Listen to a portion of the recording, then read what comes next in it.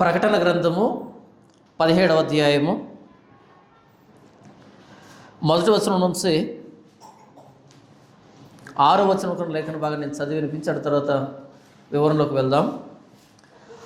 ఆ 7 పాత్రలను పట్టుకొని ఉన్న 7 దేవదూతలు ఒకడు వచ్చి నాతో మాట్లాడుచు ఇలాగ చెప్పాను, నీవిక్కడికి రమ్ము, విస్తార జలముల మీద కూర్చున్న మహావేశ్యకు చేయబడు తీర్పు నీకు కనబరిచెదను. భూరాజులు ఆమెతో వ్యభిచరించని, భూనివాసులు ఆమె వ్యభిచార మద్యములో మత్తులైరి. అప్పుడతడు ఆత్మవశుడైన నన్ను అరణ్యమునకు కొనిపోగా దేవదూషణ నామములతో నిండుకొని 7 తలలను 10 కొమ్ములను గల ఎర్రని మృగం మీద కూర్చుండిన ఒక స్త్రీని చూచితని. ఆ స్త్రీ ధూమ్ర రక్తవర్ణము గల వస్త్రం ధరించుకొని బంగారముతోనూ రత్నములతోనూ ముత్యములతోనూ అలంకరించబడినదై ఏహ్యమైన కార్యములతోనూ తాను చేయుచున్న వ్యభిచార సంబంధమైన అపవిత్ర కార్యములతోనూ నిండిన ఒక సువర్ణ పాత్రను తన చేత పట్టుకుని ఉండెను. దాని నొసట దాని పేరు ఇలాగ వ్రాయబడి ఉండెను, మర్మము, వేశ్యలకును భూమిలోని ఏహ్యమైన వాటికి తల్లి అయిన మహాబబులోను. మరియు ఆ స్త్రీ పరిశుద్ధుల రక్తము చేతను యేసు యొక్క హతసాక్షుల రక్తము చేతను మత్తిల్లి ఉండుట చూచితని. నేను దాన్ని చూచి బహుగా ఆశ్చర్యపడగా. ఈ చదివినటువంటి లేఖన భాగం దేన్ని గూర్చి అంటే రోమ్. ఎవరిని గూర్చి రాయబడుతుంది? రోమ్. రోమ్ అంటే రోమ్ పట్టణం.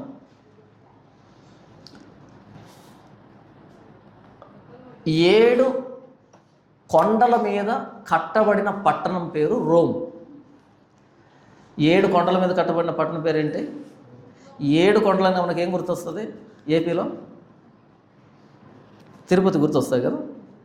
ఒరిజినల్గా 7 కొండల మీద కట్టబడిన పట్టణం రోమ్. రోమ్ పట్టణం.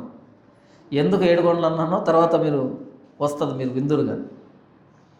ఈ రోమ్ని ఏమని చెప్తున్నాడు అంటే, మొదటి వచనం, ఆ 7 పాత్రలను పట్టుకొని ఉన్న 7 దేవదూతలు ఒకడు వచ్చి నాతో మాట్లాడుచు ఇలాగ చెప్పాను, నీవిక్కడికి రమ్ము, విస్తార జలముల మీద కూర్చున్న మహావేశ్యకు చేయబడు తీర్పు నీకు కనబరిచెదను. ఎవరంట ఆవిడ? వేశ్యన, మహావేశ్యన? మహావేశ్య. వేశ్య అంటే ఏంటి? ఇంతకీ వేశ్య అంటే ఏంటి?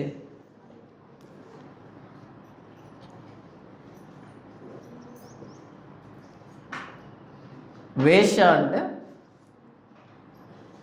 భర్త ఉండి కూడా పరాయి పురుషుతో పోయేది, డబ్బు తీసుకొని ఒళ్ళు అమ్ముకునేది కదా. ఇక్కడ మహావేశ్య అంటే ఇక వర్ణించడానికి లేదు, అంతటి వేశ్య ఈవిడ. ఎక్కడ కూర్చోందంట ఆవిడ? విస్తార జలముల మీద. జలములు అంటే జనాలు అని. జలముల మీద ఆహారం చల్లు, కొద్ది రోజుల తర్వాత నీకు కనపడుతుందని రాస్తాడు ప్రసంగిలో. జలములు అంటే, మహాజలములు అంటే జనాలు అని అర్థం. ప్రపంచం. ఎక్కడ కూర్చోందంటే వేశ్య? మొత్తం ప్రపంచం మీద కూర్చోందంట. అంటే ప్రపంచం అంతా ఇదే వేశ్యాతనం చేస్తుందని దాని అర్థం. ఎంత వేశ్య అంట? మహావేశ్య. ఎవరు ఎంతకి అంటే బబులోను అనే మహావేశ్య. చూద్దాం. భూరాజులు ఆమెతో వ్యభిచరించరు. ఎవరు దాన్ని యాక్సెప్ట్ చేశారంట? భూరాజులు అంటే అధికారులు దాన్ని యాక్సెప్ట్ చేశారని ఆ సిద్ధాంతాన్ని. తర్వాత భూనివాసులు ఆమె వ్యభిచారమత్తులో మత్తులైన. అధికారులు వెళ్ళి ఒక సిద్ధాంతాన్ని పాటించారనుకో, వాళ్ళ కింద ఉన్న వాళ్ళతో ఏం పాటిస్తారు? అదే పాటిస్తారు. అక్కడ మత భ్రష్టత్వాన్ని, లేఖన విరుద్ధమైనటువంటి పద్ధతుల్ని వేశ్యతో పోల్చాడు. ఆవిడ కింద విస్తారమైన జనాలు ఉన్నారు, అంటే అందరూ ఈవిని యాక్సెప్ట్ చేస్తున్నారు. ఎందుకు ఈవిడ మహావేశ్య అయిందంటే భూరాజులు ఆవిడతో వ్యభిచారం చేశారు. వ్యభిచార గృహాలు ఉండేటివి అప్పట్లో. వ్యభిచార గృహాలు ఏం చేస్తారు? వచ్చిన వ్యక్తులతో వీళ్ళు గడుపుతారు కదా. అలా ఎవడో వచ్చాడు, వాడు కొంత డబ్బు ఇచ్చాడు, గడిపాడు ఒక ఆవిడతోని, ఆవిడకి ఏం క్రెడిట్ రాదు. అలా కాకుండా ఒకరోజు ఆ ప్రాంతానికి రాజు వచ్చాడు అనుకో, ఆ రాజు ఇందులో ఎవరినో నచ్చి ఆవిడతో ఉన్నాడు అనుకో, వెళ్ళేటప్పుడు ఏం చేస్తాడు, ఒక ఉంగరమో లేకపోతే ఒక ఏదో ఇచ్చి వెళ్తాడు. ఆ మరుసటి రోజు నుంచి ఆవిడ వాల్యూ పెరుగుతుంది, ఈవిడ పలానా రాజుతో ఉంది అని. అర్థమైంది నేను చెప్పేది? భూరాజులు ఆవిడతో వ్యభిచరించరి. ఆవిడతో వ్యభిచరించేటప్పటికీ ఆవిడ ఘనత అమాంతం పెరిగిపోయింది. భూనివాసులు ఆమె వ్యభిచార మధ్యంలో మత్తులయ్యారు. ఇంకా మనుషులంతా ఆవిడని యాక్సెప్ట్ చేయడం స్టార్ట్ చేశారు. అప్పుడు అతడు ఆత్మవశుడైన నన్ను అరణ్యమును కొనుపోగా దేవదూషణ నామములతో నిండుకొని, ఏం పేర్లు అంటే ఆవిడ పేరు అన్ని దేవుని దూషించేటువంటి పేర్లు అనమాట. దేవదూషణ నామములతో నిండుకొని 7 తలలు, ఏం చెప్పాను నేను, 7 కొండలు అని చెప్పాను. 7 తలలు అంటే 7 కొండల మీద కూర్చున్నా అని. 7 కొండల మీద కూర్చున్నటువంటి రోమ్ పట్టణం అని అర్థం. 7 తలలు 10 కొమ్ములు. కొమ్ము అంటే రాజు. ఎంతమంది రాజులు పరిపాలించారు దాన్ని? 10 మంది రాజులు పరిపాలించారు. 7 తలలు, ఎన్ని కొమ్ములు ఉన్నాయి దానికి? 10 కొమ్ములు. 7 కొండల మీద ఉన్న రోమ్ పట్టణాన్ని 10 మంది రాజులు పరిపాలించారు చరిత్రలో. అందుకే మీరు చూస్తే నెబుకద్నెజరుకు వచ్చిన కళలో బ్రహ్మాండమైన ప్రతిమ కనపడుతుంది, మనిషి ప్రతిమ కనపడుతుంది. తల బబులోను, తర్వాత మాదే పారసీకం, తర్వాత గ్రీకు, తర్వాత రోమ్. దాని కిందికి వచ్చేవాడికి పాదాలకు ఎన్ని వేళ్ళు ఉంటాయి? 10 వేళ్ళు ఉంటాయి. చెప్పాడు రైట్. కాబట్టి 10 కొమ్ములు అంటే 10 మంది రాజులు. 7 తలలు అంటే 7 కొండల మీద కూర్చున్నాడు పట్టణం. ఏం పేరు దాని పేరు? రోమ్ పట్టణం. చూడండి, 7 తలలను 10 కొమ్ములను గల ఎర్రని మృగం మీద కూర్చుండున ఒక స్త్రీ. ఏ మృగం మీద కూర్చుందంట? ఎర్రగా ఉందంట ఆ మృగం. ఎరుపు అనేది దేని సంకేతం? రక్తం. ఎరుపు అనేది దేని సంకేతం? రక్తం. ఎర్రని మృగం మీద కూర్చుంది. మృగం అంటే మనుషులు చంపేది.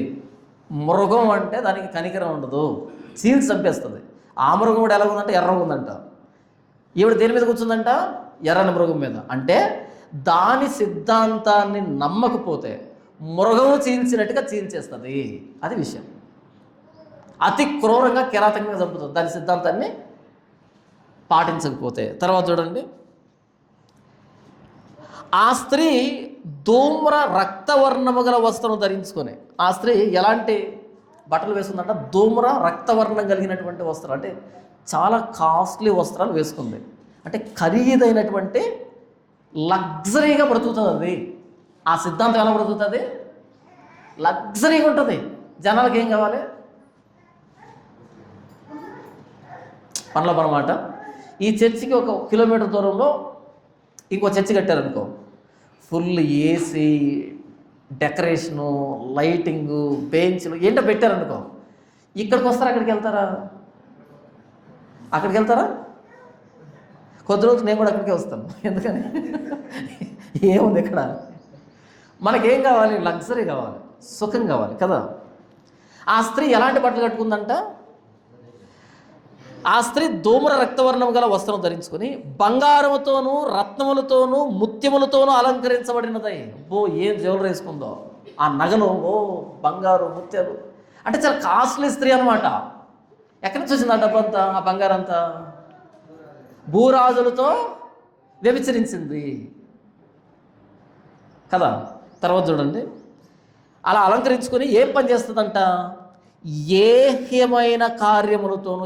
ఏహ్యం అంటే హేయం, అసహ్యం అని అర్థం. అది చేసే పనులు ఎలాగ ఉంటాయి?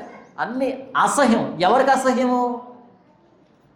ఆ భూరాజులు కాదు, ఆ భూనివాసులు కాదు. 2వ వచనం చూడండి,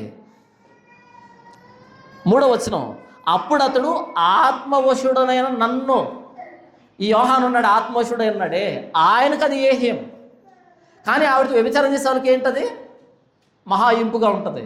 ఆత్మవశుడికి ఎలా ఉంటుంది? అది ఏహ్యంగా ఉంటుంది. మీకు అర్థం కావాలి. ఇది ఒక దారి పక్కన పెంట ఉందనుకోండి, పందికి ఎలా కనపడుతుంది? అది భలే కనపడుతుంది కదా. పొద్దున్న ఎవరి మొహం చూసానో ఇంత పెంట కనిపించదు అనుకుంటుంది అది. కానీ మనకి ఎలా కనపడుతుంది? చూడడానికి కూడా ఉంటుంది, చిచ్చి అనిపిస్తాం మనకి.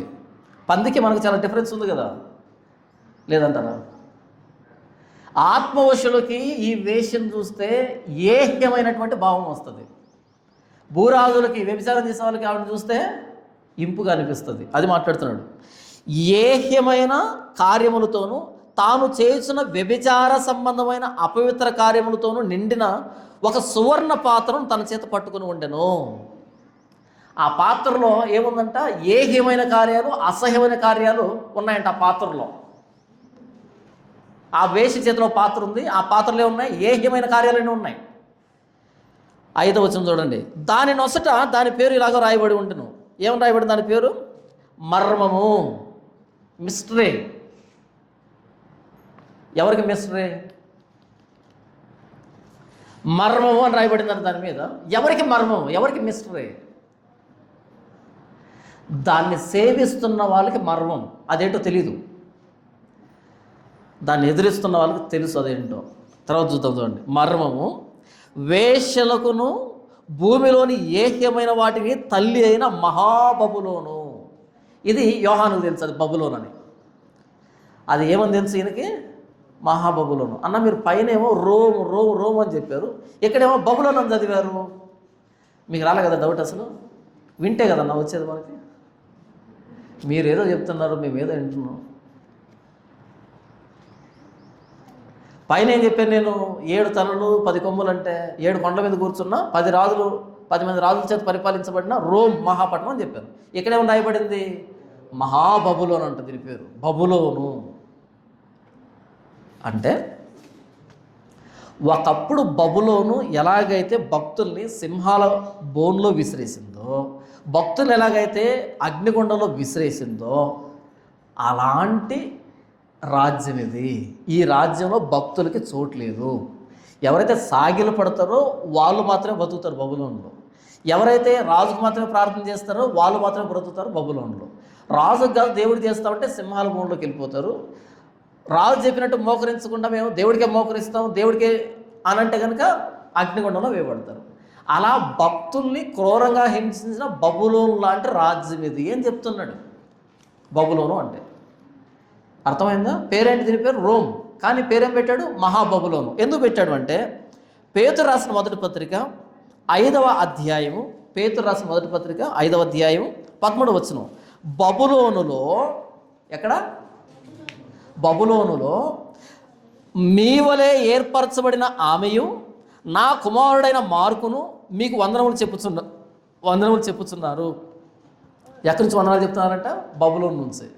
పేతురు గారు తన జీవితంలో ఎప్పుడు కూడా బబులోనుకు వెళ్ళలే. ఆయన వెళ్ళింది ఎక్కడికంటే రోమ్. ఎక్కడ వెళ్ళాడు ఆయన? రోమ్కి వెళ్ళాడు. కానీ బబులోను అంటాడేంటి?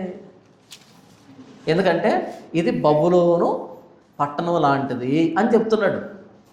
అంటే అపోస్తలులు రోమును ఏమని పిలిచారు? బబులోను, మహాబబులోను. ఏమని పిలిచారు? ఇంకా మహావేశ్య అని పిలిచారు. ఎందుకు వేశ్య అయింది అది? దేవుణ్ణి పెట్టుకొని, దేవుణ్ణి కాకుండా నాకు ప్రార్థన చేయమంటాడేంటి? తరే వేషతనం కదా అది. దేవుడు ఉన్నాడు, ఏం చెప్పాడు? మీరంతా నాకు ప్రార్థన చేయాలని చెప్పాడు. చేయొచ్చా మనిషికి ప్రార్థన? ప్రాణమైన చేయొచ్చా? చేయకూడదు. చేస్తే ఏమవుతాము? వేషలం అవుతాం. దేవుణ్ణి వదిలిపెట్టి పక్కకి వెళ్తే ఏమవుతాం? విగ్రహారాధన వ్యభిచారంతో పోల్చాడు దేవుడు. విగ్రహారాధన ఏమైనా పోల్చాడు? వ్యభిచారంతో పోల్చాడు. పచ్చని ప్రతి చెట్టు కింద నీవు విగ్రహాలతో వ్యభిచరించుతున్నావు అంటాడు ఇర్మియా గ్రంథంలో. విగ్రహాలతో వ్యభిచారం ఏంటి అంటే విగ్రహాలను పూజిస్తున్నావు, ఆరాధన చేస్తున్నావు నన్ను విడిచిపెట్టి. నేను భర్తనే, ఓ ఇశ్రాయేలు నిన్ను సృజించిన వాడు నీకు భర్త అయి ఉన్నాడు. కానీ నువ్వు ఎవరి దగ్గరికి వెళ్ళావు? విగ్రహాల దగ్గరికి వెళ్ళావు. వేషతనమే కదా, వేషతనం కదా ఇది, వ్యభిచారం కదా ఇది. దేవుని వదిలిపెట్టి ఇంకో దగ్గర వెళ్ళినప్పుడు వేషతనం. ఇప్పుడు రోమ్ అనేది మహావేష అని రాయబడింది. ఎవరంట రోము? ఎవరంట? మహావేశ్య. నేను చెప్పానా బైబిల్ చెప్పిందా? బైబిల్ కదా, నేను చెప్పలేదు కదా. రైట్. ఇప్పుడు చూడండి 6వ వచనం. మరియు ఆ స్త్రీ పరిశుద్ధుల రక్తము చేతను, ఎవరి రక్తం అవుతుంటుంది? పరిశుద్ధుల రక్తం చేతను, తర్వాత యేసు యొక్క హతసాక్షుల రక్తము చేతను మత్తిల్లి ఉండుట చూచితుని. యేసుక్రీస్తు నమ్ముకున్న వారిని చంపి వారి రక్తం తాగి మత్తెక్కిపోయిందంట అది. అంటే హతసాక్షుల్ని చంపింది ఇదే. మీరు తర్వాత ప్రపంచ క్రైస్తవ హతసాక్షుల పుస్తకం ఉంటుంది. ప్రపంచ క్రైస్తవ హతసాక్షుల పుస్తకం ఉంటుంది. ఆ పుస్తకాన్ని తీసుకుని అలా చదవడం ప్రారంభించండి. వాళ్ళందరినీ చంపింది ఎవరు అంటే రోమ్. వాళ్ళందరినీ చంపింది ఎవరంటే రోమన్ ఎంపరర్స్. ఇంకా బాగా అర్థం కావడం చెప్తా వినండి. రోమ్ నుంచి పుట్టుకొచ్చిన క్రైస్తవ్యం, Roman Catholic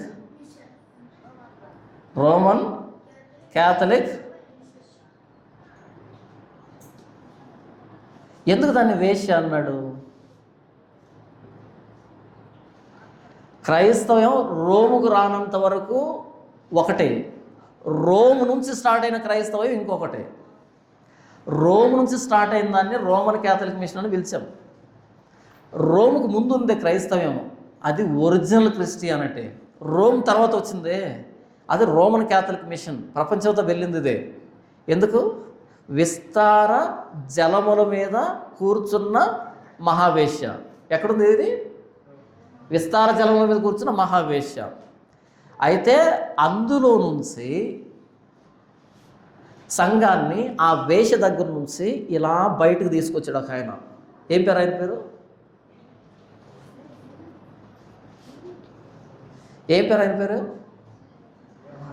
Martin Luther. Martin Luther అని ఆయన ఏం చేశాడంటే, ఇది కాదు చర్చి అంటే, ఇది కాదు వాక్యం అంటే అని పోరాటం చేసి శ్రమలు కూర్చి సంఘాన్ని ఇలా పట్టుకుని బయటకు వచ్చాడు. అప్పుడు క్రిస్టియానిటీ రెండు భాగాలైంది, ఆర్సియం అండ్ ప్రొటెస్టెంట్. మనం ఎవరు ఎంతకి? మనం ఆర్సియమా ప్రొటెస్టెంటా? చెప్పండి గట్టిగా. ప్రొటెస్టెంట్సా?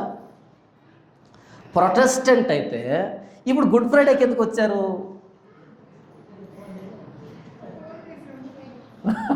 ఫోన్ చేసి రమ్మన్నా గట్టిగా వచ్చారంట. ఏం ఆన్సర్ చూసారు? ఒకవేళ ఈరోజు నేను ఫోన్ చేసి మనకు గుడ్ ఫ్రైడే లేదు అంటే కనుక మీలో ఎంతమంది సర్లే మా అన్న వద్దన్నాడు కదా బైబిల్లో లేదేమో అనుకుంటారా? లేకపోతే ఇదేంటి అందరు చర్చికి వెళ్తూ ఉంటే ఈరోజు చర్చికి వద్దంటాడేంటి, యేసు ప్రాణం పెట్టిన రోజు కూడా చర్చి వద్దంటాడేంటి అని అనుమానిస్తారా? నన్ను అనుమానిస్తారు కదా, తెలుసు మీ గురించి తెలిసే నేను నా మీద నింద రాకూడదనే ఇది పెట్టడం, నా మీద నింద రాకుండా ఉండేదని పెట్టుకున్నా ఇదంతానే మీకోసమే.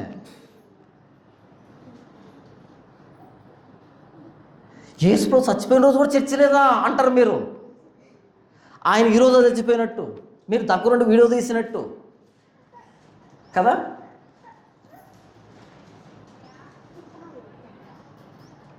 గుడ్ ఫ్రైడే అనేదాన్ని ప్రవేశపెట్టింది ఎవరు?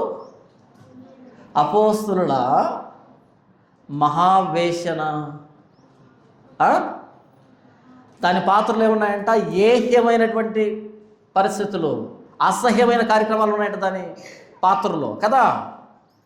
ఇప్పుడు ఆర్సిఎం వాళ్ళు తీసుకొచ్చిన గుడ్ ఫ్రైడేని అక్కడ నుంచి సంఘాన్ని బయటకు పట్టుకొచ్చి మనం ప్రొటెస్ట్ అంటే తిరుగుబాటు, గొడవ. ఎవరితో గొడవ?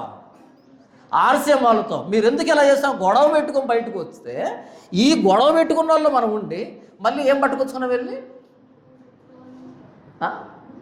ఆర్సిఎం వాళ్ళు పెట్టిన గుడ్ ఫ్రైడే మనకు కావాలి, ఆర్సిఎం వాళ్ళు పెట్టిన ఈస్టర్ మనకు కావాలి, ఆర్సిఎం వాళ్ళు పెట్టిన క్రిస్మస్ ఎక్కడిది అనుకుంటున్నారు? ఎప్పుడైనా మరియమ్మ యేసు ప్రభు కేక్ కట్ చేసిందా?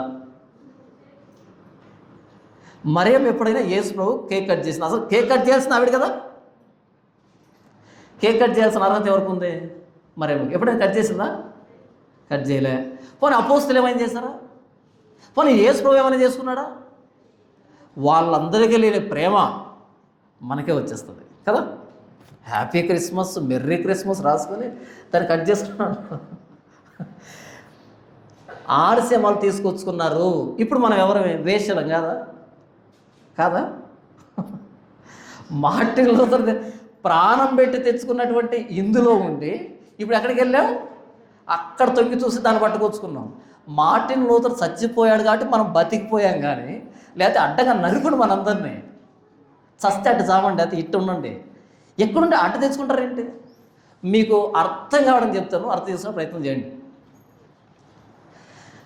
ఎవడో ఒకడు పెద్ద కత్తి తీసుకొచ్చి మీ నాన్న కస నరికేశాడు మీ కళ్ళెదురుగా. మీ నాన్న రక్తం మడుగులో గిలగిలగా ఉడుకుని చచ్చిపోయాడు నీ కళ్ళెదురుగా. మీద పడి ఏడ్చావు, కుమిలిపోయావు, దాన సంస్కారాలు అయిపోయాయి. ఒకానొక రోజు అటువైపు వాళ్ళ ఇంట్లో పెళ్లి జరుగుతుంది. ఎవరింట్లో? మీ నాన్న కసా నరికాడు, వాళ్ళ ఇంట్లో పెళ్లి జరుగుతుంది. పెళ్లి జరుగుతూ ఉంటే ఇటువైపు నుంచి గోడ దగ్గరికి వెళ్ళి, అన్న కొంచెం పాయసం పెడతావా అని అడిగావు. ఆడంత పాయసం ఇచ్చాడు. దాన్ని తీసుకొచ్చుకొని మీ నాన్న ఫోటో ఎదురుగా కూర్చొని అలా స్ఫూర్తి తింటున్నావు మీ నాన్న చూస్తూ. నీకు సిగ్గుందా అని చెప్పు, నిజంగానే నీ సిగ్గుందా? లేదా నిజంగా ఆయన పుట్టావా లేదా? అనుమాన పడాలా వద్దా? చస్తావా పాయసం లేకపోతే? అది కూడా పాయసం తీసుకొచ్చి వాళ్ళ నాన్న ఫోటో ఎదురుగా కూర్చొని తింటున్నాడు. ఎవడు పెళ్ళి? వీళ్ళ నాన్న చంపినాడు పెళ్ళి. 6వ వచనం చూడండి. మరియు ఆ స్త్రీ పరిశుద్ధుల రక్తము చేతును, యేసు యొక్క హతసాక్షుల రక్తము చేతును మత్తిల్లిపోయింది. ఎంత చంపిందంటే చంపి ఎవరిని? అపోస్తలుడైన పౌలు చంపింది ఎవరు? ఎవరైనా? నీరో చక్రవర్తి కాదా? పాయసం ఎక్కడి నుంచి కావాలి మనకి? అక్కడికి తొంగి చూసి పాయసం కావాలి మనకి. ఆ పాయసం పట్టుకొచ్చుకొని మార్టిన్ లూథర్ ప్రాణం పెట్టి తెచ్చుకున్నాడు. ఒరే నాయన, ఇది చర్చి కాదు, ఇది వాక్యం కాదు, ఇది అసలు సంఘమే కాదు, ఇది మృగం అని బయటికి తెచ్చుకున్నటువంటి ప్రొటెస్టెంట్లో కూర్చొని సంవత్సరానికి 3 సార్లు తొంగి చూస్తున్నాం అటువైపు. అన్న పాయసం పెడతారా అని.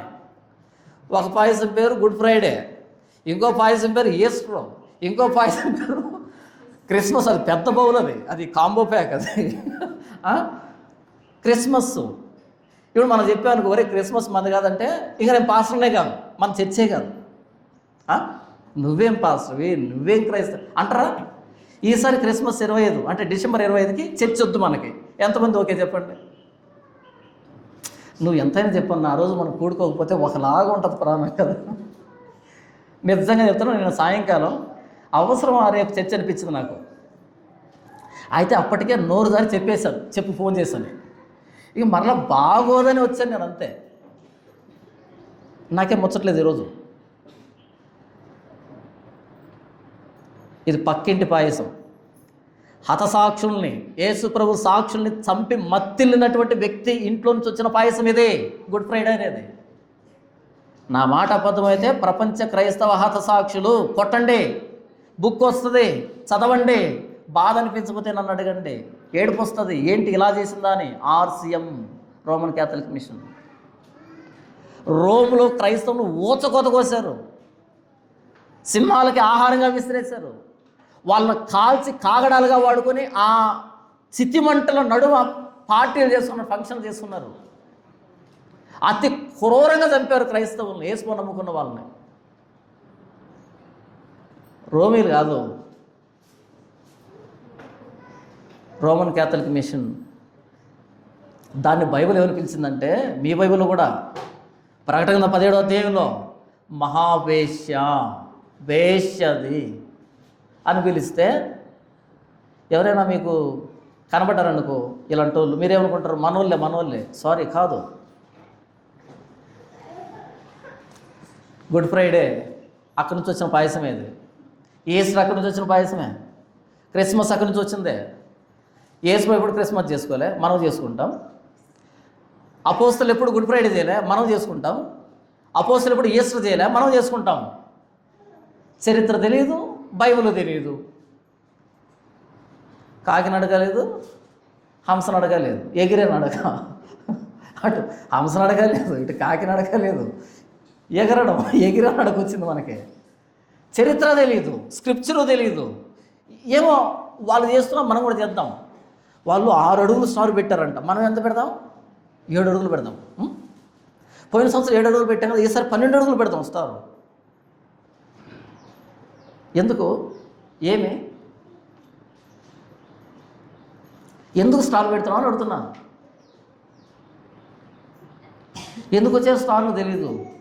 ఈ బఫూన్ వస్తాడు ఒకడు, క్రిస్మస్ తాత అని, ఆడెందుకు వస్తాడో తెలీదు. ఆడేవాడు ఇంతకీ క్రిస్మస్లో? ఇలాంటి బఫూన్లు, ఈ చెట్లు, కేకులు, పండగలు, డ్యాన్సులు, గందరగోళం. ఏంటిదంతా? ఏమైనటువంటి కార్యాలు ఇవన్నీ. యేసు పుట్టినరోజు క్రిస్మస్ అని పేరు చెప్పి రికార్డింగ్ డ్యాన్స్లు వేస్తారు వేదిక మీద. తెలుసా మీకు ఆ విషయం? ఏహ్యం కాదా ఇది? అసహ్యం కాదా ఇది? ఎక్కడి నుంచి వచ్చింది ఇదంతా? కాబట్టి ఇప్పుడు మనల్ని ఎవరు పిలుచుకుందాం అంటే అది ఆర్సిఎం, రోమన్ క్యాథలిక్ మిషన్. మనం ఎవరింతకి? PCM, pro Catholic mission. ఎవరు మనం? అది ఆర్సిఎము, ఇది పీసీఎం. ప్రొటెస్టెంట్ కాదు మనం. ప్రొటెస్టెంట్ అంటే రోషంగా ఉంటాడు, వాక్యాన్ని కట్టుబడతాడు, ప్రాణాలు తెగించి వాక్యాన్ని కాపాడుకుంటాడు. మనం ఎవరు మనం? PCM, pro Catholic machine. అది ఆర్సిఎం, ఇది పీసీఎం. అటుగాని ఇటుగాని జాతి ఇది అంటున్నా. నా తెలిసి వాళ్ళేనా మనకంటే? వాళ్ళు ఎప్పటి నుంచి అలాగే ఉన్నారు. మనమే అటు కాకుండా ఇటు కాకుండా పోయాం. దుర్బీజులు అంటారు. దుర్బీజులు అంటే నాన్నకు పుట్టినోడు వీడు. ఈ బీజం నాన్నది కాదు, ఎవరితో వచ్చి పడింది. దుర్బీజులు అంటే తెలుసా మీకు? నాన్న బీజానికి పుడితే వాడు సక్రంగా పుట్టినట్టు. ఇంకొక బీజం పడింది అనుకో, దుర్బీజం అంటారు. అక్రమ సంతానం. అపోస్తుల బోధ లేదు, మార్టిన్ లూథరు ఎంత త్యాగం చేశాడో మనకు తెలియదు. ఇటే ఉంటాం, అన్నీ అవి తెచ్చిపెట్టుకుంటాం. ఇప్పుడు చూద్దాం. ఈ ప్రో క్యాథలిక్ మిషన్ అంటే మనమే. ఈ ప్రో క్యాథలిక్ మిషన్ ఈ 2026 సంకరజాతి చర్చి. సంకరజాతి అంటే ఆ రోజు ఈ అషూరు చెరగ తీసుకుని వెళ్ళింది కొంతమందిని ఇస్రాయేల్ దేశం నుంచి. ఖాళీ ఏర్పడింది, అక్కడి నుంచి పట్టుకొచ్చి ఇక్కడ పెట్టారు కొంతమందిని. వీళ్ళు ప్రాంతానికి సంబంధించి వాళ్ళ అషూరు సంబంధించిన ప్రజలు, కానీ ఎక్కడ ఉన్నారు? ఇస్రాయేల్ దేశంలో ఉన్నారు. వీళ్ళని సంకరజాతి అంటారు. దేశం వెళ్ళదు కాదు, కానీ ఇస్రాయేల్ దేశంలో ఉన్నారు. ప్రజలు ఇస్రాయేల్ కాదు, వేరే వాళ్ళు. సంకరజాతి. మనం కూడా అంతే, ప్రొటెస్టెంట్లో ఉంటాం, ప్రొటెస్టెంట్ కాదు. పోనీ ఆలస్యంలో ఉండదచ్చామో అక్కడ కూడా లేవు. అది కాదు, ఇది కాదు. ఈ పండగ క్రైస్తవులు, తమాషా క్రైస్తవులు. ఏం తెలీదు, చరిత్ర తెలీదు, లేఖనం తెలీదు, ఏదో అలా ఫ్లోలో వెళ్ళిపోతుంటారు అంతే. ఇలాంటి సంకరజాతి సంఘాన్ని ఏమని పిలవచ్చు అంటే మనం ప్రో క్యాథలిక్ మిషన్, పీసీఎం. ఇది దీని లక్షణాలు ఎలా ఉంటాయి చూద్దాం. నంబర్ 1, లేఖనాల అవగాహన రాహిత్యం. పీసీఎంలో ఉండే ఫస్ట్ క్వాలిటీ లేదా ఫస్ట్ సైన్ ఏంటంటే, గుర్తు ఏంటంటే, పీసీఎంని ఎలా గుర్తించాలంటే లేఖనాల అవగాహన రాహిత్యం. లేఖనాల మీద అవగాహన ఉండదు. ఎవరినైనా సరే 100 మంది క్రైస్తవులను సెలెక్ట్ చేసుకో, ఎవరినైనా సరే ర్యాండమ్గా కానీ సెలెక్టెడ్గా కానీ ఎలాగైనా సెలెక్ట్ చేసుకో. ఒక 100 మందిని ఒక లేఖనం ఇచ్చి దీని అర్థం ఏంటని అడగండి, తెలీదు. క్రైస్తవులు వద్దులే, వాళ్ళకి పెద్దగా తెలీదు. ఒక 100 మంది పాస్టర్లు తీసుకోండి, 100 మంది పాస్టర్లు ఒక లేఖనం ఇచ్చి ఎక్స్ప్లెయిన్ చేయమని చెప్పండి, అందరూ ఎలాగ చెప్పాలి? చెప్పరు. లేఖనాల అవగాహన రాహిత్యం ఫస్ట్ లక్షణం గుర్తించడానికి పీసీఎం. ఇంతకు మీరు ఎవరు చెప్పండి ఇప్పుడు? ప్రొటెస్టెంటా లేకపోతే పీసీఎమ్మా? రోమన్ క్యాథలిక్ మిషన్ వాళ్ళు ఉంటారు, ఆర్సీఎం ఉంటారు కదా, వాళ్ళ దగ్గరికి వెళ్ళండి. వాళ్ళకి లేఖనాల మీద అవగాహన ఉండదు. బైబిల్ తెలియదు వాళ్ళకి, బైబిల్ తెలియదు వాళ్ళకి. మీకు కూడా తెలియకపోతే మీరు కూడా అదే కేటగిరీ. మీకు కూడా బైబిల్ తెలియకపోతే మీరు కూడా అదే. ఇక్కడ గౌరీపట్నం, అది గౌరీపట్నం ఏదో ఉంది కదా, గౌరీపట్నమే కదా. అక్కడ వెళ్తే స్టార్టింగ్ ఎంటర్ కాగానే యెహోవా ధ్వజం అని ఉంది పేరు. ఏంటంట? యెహోవా ధ్వజం. ధ్వజస్తంభం తెలుసా మీకు? హైందవ దేవాలయంలో ధ్వజస్తంభం ఉంటుంది తెలుసా మీకు? పెద్ద స్తంభం ఉంటుంది, పైకి ఉంటుంది, చూసారా? ఎందుకు పెడతారు అది? ఏంటది ఇంతకీ? ఇంటికి వెళ్ళిన తర్వాత చాట్ జీపీటీ ఓపెన్ చేసి, ఇక్కడ కాదు, చాట్ జీపీటీ ఓపెన్ చేసి ఎందుకు ధ్వజస్తంభాన్ని పెడతారు ఏంటనేది కొట్టండి. మీకు సిగ్గు అనిపించకపోతే నాకు ఫోన్ చేసి చెప్పండి. నాకు సిగ్గు అయినా చెప్పట్లే, నిజంగానే వాళ్ళు పెట్టారంటే అర్థం ఉంది. మనం ఎందుకు పెడుతున్నాం దాన్ని? ఏంటంటే యెహోవా ధ్వజం అంట దాని పేరు. మీకు అర్థం కలదేట అలా ఉన్నారు, కానీ ఇంటికి కొట్టిన తర్వాత యెహోవా ధ్వజం అని పెట్టారు. ఆ పేరు పెద్దది పై పెట్టేశారు, యెహోవా ధ్వజం. సరే ఎందుకు పెట్టారని కింద వస్తే కింద రెఫరెన్స్ ఉంది, కింద ఒక రెఫరెన్స్ రాశారు దాని కింద. అంటే ఇది వాక్యానుసారంగానే పెట్టారనమాట. లేఖనాల అవగాహన రాహిత్యం. ఒరే స్వామి, దేవుడు ఆత్మ, అలాంటి పెట్టకూడదు.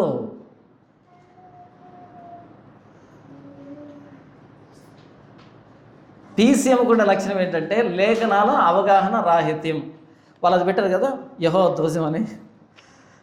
తర్వాత కొంచెం దూరం వెళ్తే యెహోవాకు తలనీలాలు సమర్పిస్తున్నారు. గుండు ఏంటే గుండు కొడుచుకుంటున్నారు. రెఫరెన్స్ ఏమనుకుంటున్నారు? సరైన గుండు ఆయనకి ఇష్టము. సరైన గుండు అంటే ఈ గుండు కాదురా, తూకం వేస్తామే ఆ గుండు రా సామె. మాకెందుకు అదంతా గుండు ఉంది కదా, గుండు సరిపోయింది. ఏం చేస్తే పాపం వస్తాయో చెప్పండి. సరైన గుండు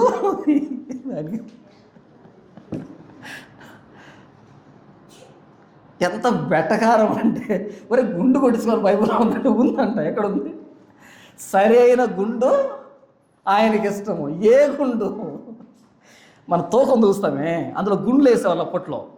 ఇప్పుడంటే ఇవి వచ్చాయి ఐరన్తో.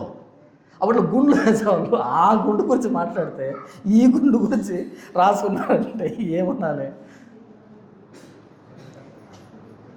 ఇక్కడ నాకు గుంటూరో మరి రాజమండ్రి తెలీదు, మొన్న ఒకటి ఓపెన్ చేశారు. ఏమని?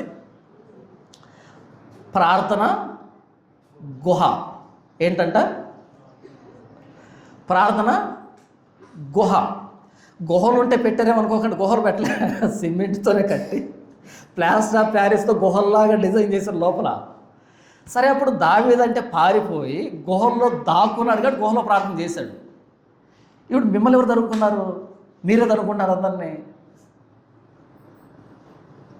మళ్ళీ లైటింగ్ లోపల. గుహలో లైటింగ్ ఉంటుందా? గుహలో లైటింగ్, గుహలో ఏసీ ఉంటుందా? లైటింగ్ ఉంటుందా? ఇల్లు పెట్టుకొని గుహలో ఎందుకు వస్తున్నారు? అక్కడికి వెళ్ళి ఇప్పుడు నేను అడిగాను అనుకో, ప్రార్థన గుహ ఏంటి అంటే, ఇప్పుడు నేను ఎవరిని? క్రైస్తవ విరోధిని, క్రైస్తవ శత్రువుని, క్రైస్తవ వ్యతిరేకిని. అరే నీకు ఆయన కంటే ఎక్కువ తెలుసా అని బూతులు మాట్లాడతారు. ఏం జరగలని స్వతహాగా తెలియదు, చెబితే వినరు. ఏం చేస్తే పాపం వస్తుంది వీళ్ళని. ఆ మధ్య ఒక చర్చికి వెళ్ళాను, పెద్ద చర్చ్, అది చాలా రూములు ఉన్నాయి. అలా వెళ్తూ ఉంటే ఒక రూమ్ మీద ఒక పేరు కనపడింది, అదుల్లాము గుహ అని. డోర్ ఉంది, దానిపైన ఉంది అదుల్లాము గుహ అని. నాకు అర్థం కాలే, అదుల్లాము గుహ అని. ఎప్పుడో చదివాను కదా, మర్చిపోయి ఉంటాం, చాలా సంవత్సరాల క్రితం. అదుల్లాము గుహ అని ఒక ఆయన పిలిచాను. అన్న ఎందుకు ఆ పేరు రాశారు అక్కడ అని. అప్పుడు నేను వేసుకున్నప్పుడు కొత్తల్లో, నీకు బైబిల్ తెలియదు అన్నాడు. తెలియదు, చెప్పు సార్ అంటే చెప్తున్నాడు. దావీదు పారిపోయి అదుల్లాము గుహలోకి వెళ్ళి ప్రార్థన చేశాడంట సమూయేలు గ్రంథంలో. ఇప్పుడు వీళ్ళు డోర్ తీసుకుని లోపలికి వెళ్తే ఎక్కడ పోయినట్టు? అదుల్లాము గుహలో పోయినట్టు. చెప్పండి, ఇదంతా ఏంటి ఇంతకీ? బైబుల్ లేఖన అవగాహన రాహిత్యం కాదా?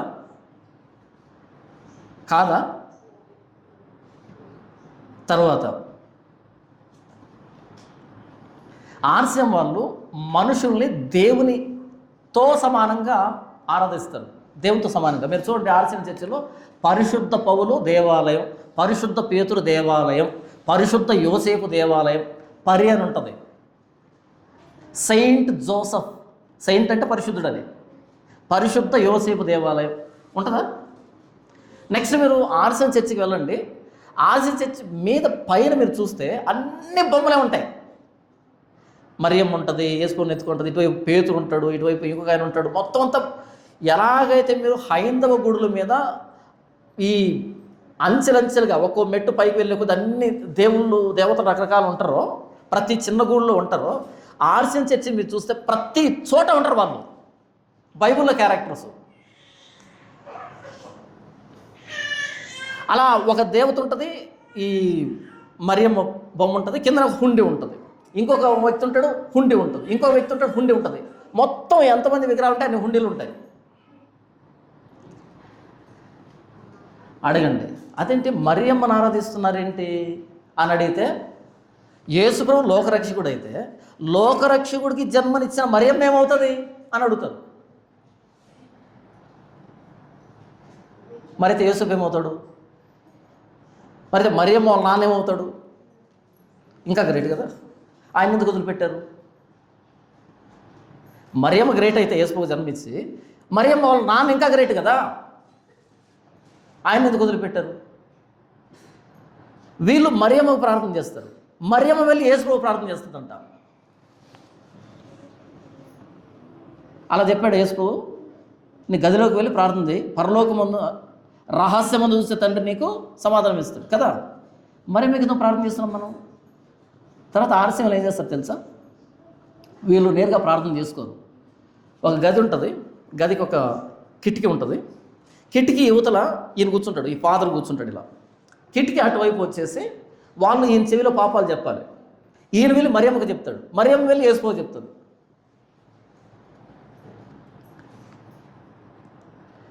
విశ్వాసులు ఎవరు చెప్పాలంటే పాపాలని?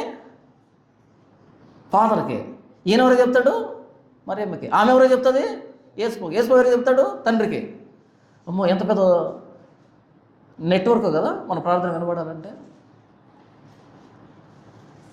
మనుషుల్ని దేవునితో ఈక్వల్గా చూస్తారు, వాళ్ళని విపరీతంగా గౌరవిస్తారు, యేసుప్రభుతో సమానంగా గౌరవిస్తారు. మరలా పేరేం చెప్తారు అనుకున్నావు? మేము అలా చేయం, మేము యేసుప్రభునే దేవుడు అంటారు. ఉత్తినే, అంత ఉత్తినే. యేసుప్రభుకి ఎన్ని విగ్రహాలు ఉంటాయో మిగతా వాళ్ళకి అన్ని విగ్రహాలు ఉంటాయి. మనిషికి చెవిలో చెప్పడం ఏంటి? మరి వాడెవడో చెప్తాడు? నా పాపలు వీడు చెప్పాను, వీడి పాపలు ఎవరు చెప్తాడు?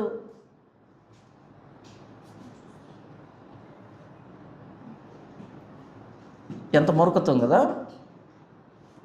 మేము అలా చేయమంటారు కదా మీరు కదా. మీరెవరు ఫోన్ చేస్తారు ఏదైనా కష్టం వస్తే? మనలో అన్నమాట. మీకు ఏదైనా ఆరోగ్యం బాగాలేదనుకో ఎవరు ఫోన్ చేస్తారు? నాకే కదా. ఆ చెవులో నాకు చెప్పినట్టు. ఏం మీరు చేసుకోరు ప్రార్థన? చేసుకోరు.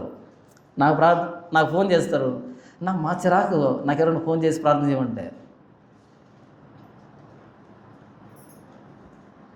24/7 ప్రేయర్ టవర్స్ ఉంటాయి, ప్రార్థనా గోపురాలు ఉంటాయి. వాళ్ళకేం చెప్పాలి మనం? ప్రార్థన అవసరత వాళ్ళకేం చెప్పాలి? అందుకే అన్నాను PCM, ప్రో క్యాథలిక్ మిషన్. ఇది వాళ్ళు ఏం చేస్తారు ఎగ్జాక్ట్ మనం అదే చేస్తాం. వాళ్ళకి బైబిల్ మీద అవగాహన 0, మనకు బైబిల్ మీద అవగాహన 0, మ్యాచ్ అయిపోయామా ప్రో. తర్వాత వాళ్ళు మనుషుల్ని దేవుడి స్థాయికి ఎత్తుతారు, మనం మనుషుల్ని దేవుడి స్థాయికి ఎత్తుతాం. వాళ్ళకు పరిశుద్ధ పౌలు, పరిశుద్ధ యోసేపు, పరిశుద్ధ మార్కు, పరిశుద్ధ మత్తయి ఉంటే మనకు పరిశుద్ధ యేసన్న, పరిశుద్ధ భక్త్ సింగ్, పరిశుద్ధ సతీష్ అన్న, పరిశుద్ధ ప్రవీణ్ అన్న లేరా? ఉన్నారు లేరా? ఆ పరిశుద్ధ దేవదాస్ అన్న, దేవదాస్ అయ్యే కదా అన్న కాదు. ఎక్కడ మిస్ అయ్యాము? సేమ్ ఉంది కదా. అందుకే ప్రో క్యాథలిక్ మిషన్. ఒక్క మాట అంటే పడతారా? ఏసనని ఏసైనాను నీకు క్షమాపణ ఉంటుంది. ఏసనని అన్నా అనుకో, ఈ యుగం ముందు కానీ రాబోయే యుగం ముందు కానీ నీకు క్షమాపణే లేదు చెప్తున్నాను. యేసుప్రభుని బండబూతులు తిట్టు, ఆయన క్షమిస్తాడు పెద్ద మనసు చేసుకొని. మనం కూడా క్షమిస్తాం పెద్ద మనసు చేసుకొని, దేవుడు చూసుకుంటారు అంటాం. ఏసనని చూడు, పాత ఎగిపోతానని అడుగు, నీకు క్షమాపణ లేదు ఈ జీవితంలో. అంతే, నువ్వు శపించబడినవాడు జీవితాంతం. Pro Catholic machine. నంబర్ 3, పండగలున్నవి వాళ్ళకి. పండుగలున్న వాళ్ళకి. మనకెక్కడి నుంచి వచ్చే పండుగలు? అపోస్తులు చేయలేదే, హతసాక్షులు చేయలేదే, యేసుప్రభు చేయలేదే. మనకెక్కడి నుంచి పండుగలు వచ్చాయి? వాళ్ళు పండుగలు పెట్టారు, వాళ్ళకు మించి పండుగలు పెట్టాం. గుడారాల పండగ. ఎవరు పెట్టారు ఈ పండగని? పెద్ద పెద్ద ఏసీ హాల్స్ ఉన్నాయి కదా, మళ్ళీ గుడారాలు ఎందుకు మీకు?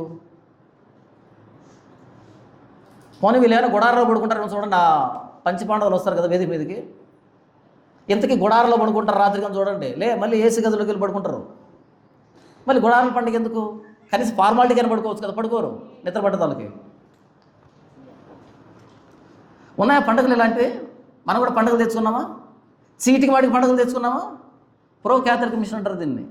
అచ్చం క్యాథలిక్స్ ఏం చేస్తారో మనం కూడా అదే చేస్తాం.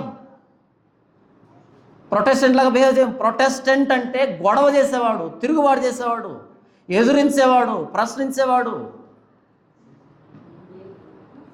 ప్రొటెస్టెంట్ ఎప్పుడైనా రోడ్డు మీద ధర్నా జరుగుతుంటుంది, ప్రొటెస్ట్ అంటారు దాన్ని.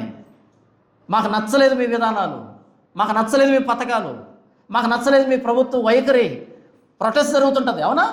దాన్ని ప్రొటెస్ట్ అంటారు. ఏ చర్చిలో ప్రొటెస్ట్ జరుగుతుంది చెప్పు ఇప్పుడున్న పద్ధతుల మీద? మన చర్చిలో తప్ప. అసలు శిస్తులైన ప్రొటెస్టెంట్ మనం. మనల్ని అంటారు చాలామంది, ఏమని? ఒరే నువ్వు అసలు ఎవరిని వదిలిపెట్టావురా అని. అంటే ఏం చెప్తున్నారు వాళ్ళు? నువ్వు అసలు శిస్తులైన ప్రొటెస్టెంట్వి, మేము అటు ఇటు కాని జాతి, మేము ఎవరిని ఏమనం, పల్లెత్తి మాటను అనలేరు. ఎందుకని? మీకు బైబిల్ తెలిస్తే కదా అనేదానికి. మార్టిన్ లూథర్ రోమిల్ రాసిన పత్రిక 1వ అధ్యాయం చదువుతున్నప్పుడు కనిపిస్తుంది, నీతిమంతుడు విశ్వాసం మూలమున జీవించును. అంటే నీతి క్రియల ద్వారా కాదా, విశ్వాసం ద్వారానా? అక్కడి నుంచి ప్రారంభమైంది విప్లవం. ప్రొటెస్ట్ స్టార్ట్ చేశాడు. బైబిల్ చదివితే ప్రొటెస్టెంట్గా తయారవుతాం, బైబిల్ చదవకపోతే పీసీఎం. ఎక్కడి నుంచి వచ్చాయి నీకు పండుగలు? ఎందుకు నీకు పండుగలు? ఏం చేద్దామని పండుగ? నేను ఎప్పుడో చెప్పాను, ఒరే క్రైస్తవుడికి 52 పండుగలు. ఏం పేరు ఆ 52 పండుగల పేరు? ప్రతి ఆదివారం పండుగే, ప్రతి ఆదివారం పండుగే. కానీ ఆదివారాన్ని ఎలా చూస్తాం? ఏదో పోగొట్టుకున్నట్టు ఉంటాం. ఎందుకంటే ఆదివారం వాక్యం చెప్పబడుతుంది కదా, ఏదో పోగొట్టుకున్నట్టు ఉంటాం. పండుగలు అసలు వాక్యమే ఉండదు. ఆ రోజు చాలా ఎంజాయ్ చేస్తాం. తర్వాత ఆర్సీఎంలో హైరార్కీ అంటారు దాన్ని, అధికార క్రమం ఉంటుందన్నమాట. వాళ్ళు ఫాదర్ అని, బిషప్ అని, ఇలా రకరకాల ఇలా పైకి వెళ్తే పైన పోప్ ఉంటాడు. పోప్ అనే వ్యక్తి పైన ఉంటాడు, టాప్. ఆ కింద ఇలా అంచెలంచెలుగా అధికారం ఉంటుంది వాళ్ళకి. ఈ వ్యక్తి ఏం చేసినా పై వ్యక్తికి లోబడి చేయాలి, పై వ్యక్తి ఏం చేసినా ఆ వ్యక్తికి లోబడి చేయాలి, ఆ వ్యక్తి ఏం చేసినా ఆ వ్యక్తికి లోబడి, ఆ వ్యక్తి ఏం చేసినా పోపుకు లోబడి. పోపు ఏం చెప్తే అదే వీళ్ళందరూ చెప్పాలి. పొర్రపాటును తేడా వస్తే వాడు ఉండడే కాదు, చెప్పరు కూడా వాళ్ళు. బైబిల్ ఏం చెప్పింది వాళ్ళు చెప్పరు, పోపు ఏం చెప్తున్నాడో అదే చెప్తారో అదే చెప్పాలి వాళ్ళు. నేను ఒకడు ఉన్నాను, నా పైన ఇంకో వ్యక్తి ఉన్నాడు, ఈ వ్యక్తి ఏం చెప్తాడో నేను అదే చెప్పాలి. ఈ వ్యక్తి ఏం చెప్తాడు, పై వ్యక్తి ఏం చెప్తాడు. అలా పైకి వెళ్తే పోపు ఉంటాడు. అల్టిమేట్గా పైన అధికారంలో పోపు ఉంటాడు. ఆయన ఏం చెప్తే అదే అందరూ మాట్లాడతారు. మనకెవరుంటారు పైన? మన శిరస్సు ఎవరు? శిరస్సు ఎవరు? క్రీస్తు. పునాది ఎవరు? అపోస్తలులు ప్రవక్తలు వేసిన పునాది. శిరస్సు ఎవరు? క్రీస్తు. ఎక్కడున్నాడు క్రీస్తు మనకు శిరస్సుగా? క్రీస్తు చెప్పింది ఏం జరుగుతుంది మన దగ్గర? క్రీస్తు చెప్పినట్టుగా మనం దేన్ని ఫాలో అవుతున్నాం? ప్రవక్తలు అపోస్తలులు వేసిన పునాది మీద ఎప్పుడు కట్టబడ్డాం మనం అసలు? పైన చెప్తే కిందోడు కూడా అదే చెప్తాడు. సతీష్ కుమార్ హైదరాబాద్లో హాచ్ అని తుమ్మాడు అనుకో, ఆ 18 బ్రాంచుల్లో హాచ్ అని వినపడుతుంది. తెలుసా మీకు ఆ విషయం? అలాగే తుమ్ముతారు వీళ్ళు కూడా, అలాగే తుమ్ముతారు, యాసిడ్స్ తుమ్ముతారు. ఎందుకని? వాళ్ళకు పోపు, మనకు సతీష్. అంటే ఈ గొర్రెలకు, మనకని కాదు. ఈసారి మీరు చిలకలూరుపేటలో శాలిమరాజు ఉంటాడు, ఆయన కింద వ్యక్తి ఉంటారు చూడండి, అందరి పేర్లు రాజు రాజు రాజు రాజు అని ఉంటుంది. డేవిడ్ రాజు, అశోక్ రాజు, ఇంకేం పేర్లు ఉంటాయి? నవీన్ రాజు, ఇంకా అన్ని రాజులు రాజు రాజు రాజు పెడతారు. అసలు రాజులు కాదు వీళ్ళు, అది వేరే. కానీ రాజు రాజు అని పెట్టుకుంటారు. ఎందుకు పెడుతున్నారు రాజని? నీకేం పేరు లేదా? ఎందుకంటే ఆ పైన పోపు ఉన్నాడే, ఆయన పేరు రాజు కాబట్టి వీళ్ళు కూడా రాజులే. నెక్స్ట్ వాళ్ళు బట్టలు వేస్తుంటారు చూడండి, యాజ్ ఇట్ ఈస్ అలాగే ఉంటాయి బట్టలన్నీ. అందరూ వైట్ అండ్ వైట్ వేస్తారు. నెక్స్ట్ వాయిస్ మాడ్యులేషన్, చల్లగా మాట్లాడుతుంటారు అంతా, అసలు కోపమే రానట్టు, అసలు వీళ్ళు ఇప్పుడే మెడిటేషన్ చేసి లేచారేమో అనేటట్టు చల్లగా మాట్లాడుతుంటారు. నాకు అలా చూడబుద్ధి అవుతుంది, ఎలా మెయింటైన్ చేస్తున్నారా అని. నేను కూడా చాలా సందర్భాల్లో కోపం రానట్టు స్టార్ట్ చేద్దాం అనుకుంటున్నా, మధ్యలోకి రాగానే మరలా సర్రు అని ఎత్తుకుంటుంది, ఎక్కడ వస్తుంటా గ్రాఫ్ పైకి వెళ్ళిపోతుంది. చాలా ట్రై చేశారు, అంటే వాళ్ళని చూసి కదా, మామూలుగా జనాలు ఎందుకు ఊరికే వాళ్ళని అరవడం, కొంచెం ప్రశాంతంగా మాట్లాడదామని ట్రై చేస్తాను. 10 నిమిషాల నుంచి పోదు బండి, ఎక్కడో చోట ట్రిగ్గర్ అవుతాము అలా. కానీ వాళ్ళు చూడండి స్టార్టింగ్ ఎండింగ్ దాకా అలా చల్లగా మాట్లాడుతుంటారు. ఆయన నమ్మకూడదు, చాలా డేంజర్ ఆడు. అంటే వాయిస్ మాడ్యులేషన్ కూడా సేమ్ కాపీ, పేరు కాపీ, వాళ్ళు వాక్యం కాపీ, ఎగ్జాక్ట్గా దించేస్తారు హైరార్కీ. ఆయన ఏం చెప్తే వీళ్ళు అదే మాట్లాడతారు, ఈయన ఏం చెప్తే వీళ్ళు ఇదే మాట్లాడతారు. ప్రతి డినామినేషన్ మీరు చూడండి, హెడ్ వాళ్ళ డినామినేషన్ స్థాపించిన వ్యక్తి క్రీస్తు కాదు. ఆర్సిఎంలో వాళ్ళ తల పోప్, ఆయన ఏం చెప్తే వాళ్ళందరూ అదే మాట్లాడతారు. ఇక్కడ ఈరోజు 2026లో ప్రొటెస్టెంట్లో కూడా వాళ్ళ అయ్యగారు ఏం చెబితే ఎగ్జాక్ట్గా అదే అందరూ చెప్తున్నారు. అంటే ఇది పీసీఎం కాదా, ప్రో క్యాథలిక్ మిషన్ కాదా, ఎగ్జాక్ట్ కాపీ కాదా? ఇది హైరార్కీ ఎందుకు వచ్చింది నీకు? నా తల క్రీస్తు, నా పునాది అపోస్తలులు ప్రవక్తలు, మరి మీ తల ఎవరు? చెప్తున్నా కదా నేను. వాళ్ళు ఇప్పుడు ఎవరైతే వీళ్ళందరినీ తలగా పెట్టుకొని మాట్లాడుతుంటారో, నేను అసలు వాళ్ళను కూరలో కరివేపాకులకు కూడా చూడండి, వాళ్ళని పట్టించుకో. నేను వాళ్ళను అసలు ఏమాత్రం లోపల ఉండదు వాళ్ళంటే, నాకు ఏదో ఒక పురుగును చూసినట్టు ఉంటుంది నాకు వాళ్ళని చూస్తే. ఎందుకు మీ బతుకులు అనిపిస్తుంది, పట్టించుకోను. ఎందుకని? మూర్ఖులు, బైబిల్ తెలియదు అంటారు, ద్రోహులు, బైబిల్కి లేఖనాలకు ద్రోహులు, పట్టించుకొని వాళ్ళు అసలు. కానీ అధికారం కోసం చస్తుంటారు అక్కడ ఉన్న వాళ్ళంతా, వాళ్ళ కంట్లో పడడానికి ప్రయత్నం చేస్తుంటారు. అస్సలు చూడకూడదు నేను, ఎందుకంటే నా తల క్రీస్తు, ఆయన ఏం చెప్తే అదే, లేఖనంలో ఏముందో అదే, దానికి మించి మాట్లాడడం. ఎప్పుడైనా చూసారు మీరు? క్రీస్తు తప్ప మన ప్రసంగం అంతట్లో చివరిలో వచ్చేది క్రీస్తు తప్ప ఇంకెవ్వరికి ఆ క్రెడిట్ ఇవ్వం. క్రీస్తే కనపరచబడాలి, క్రీస్తే మహిమపరచబడాలి, క్రీస్తు గురించి మాట్లాడాలి అంతే.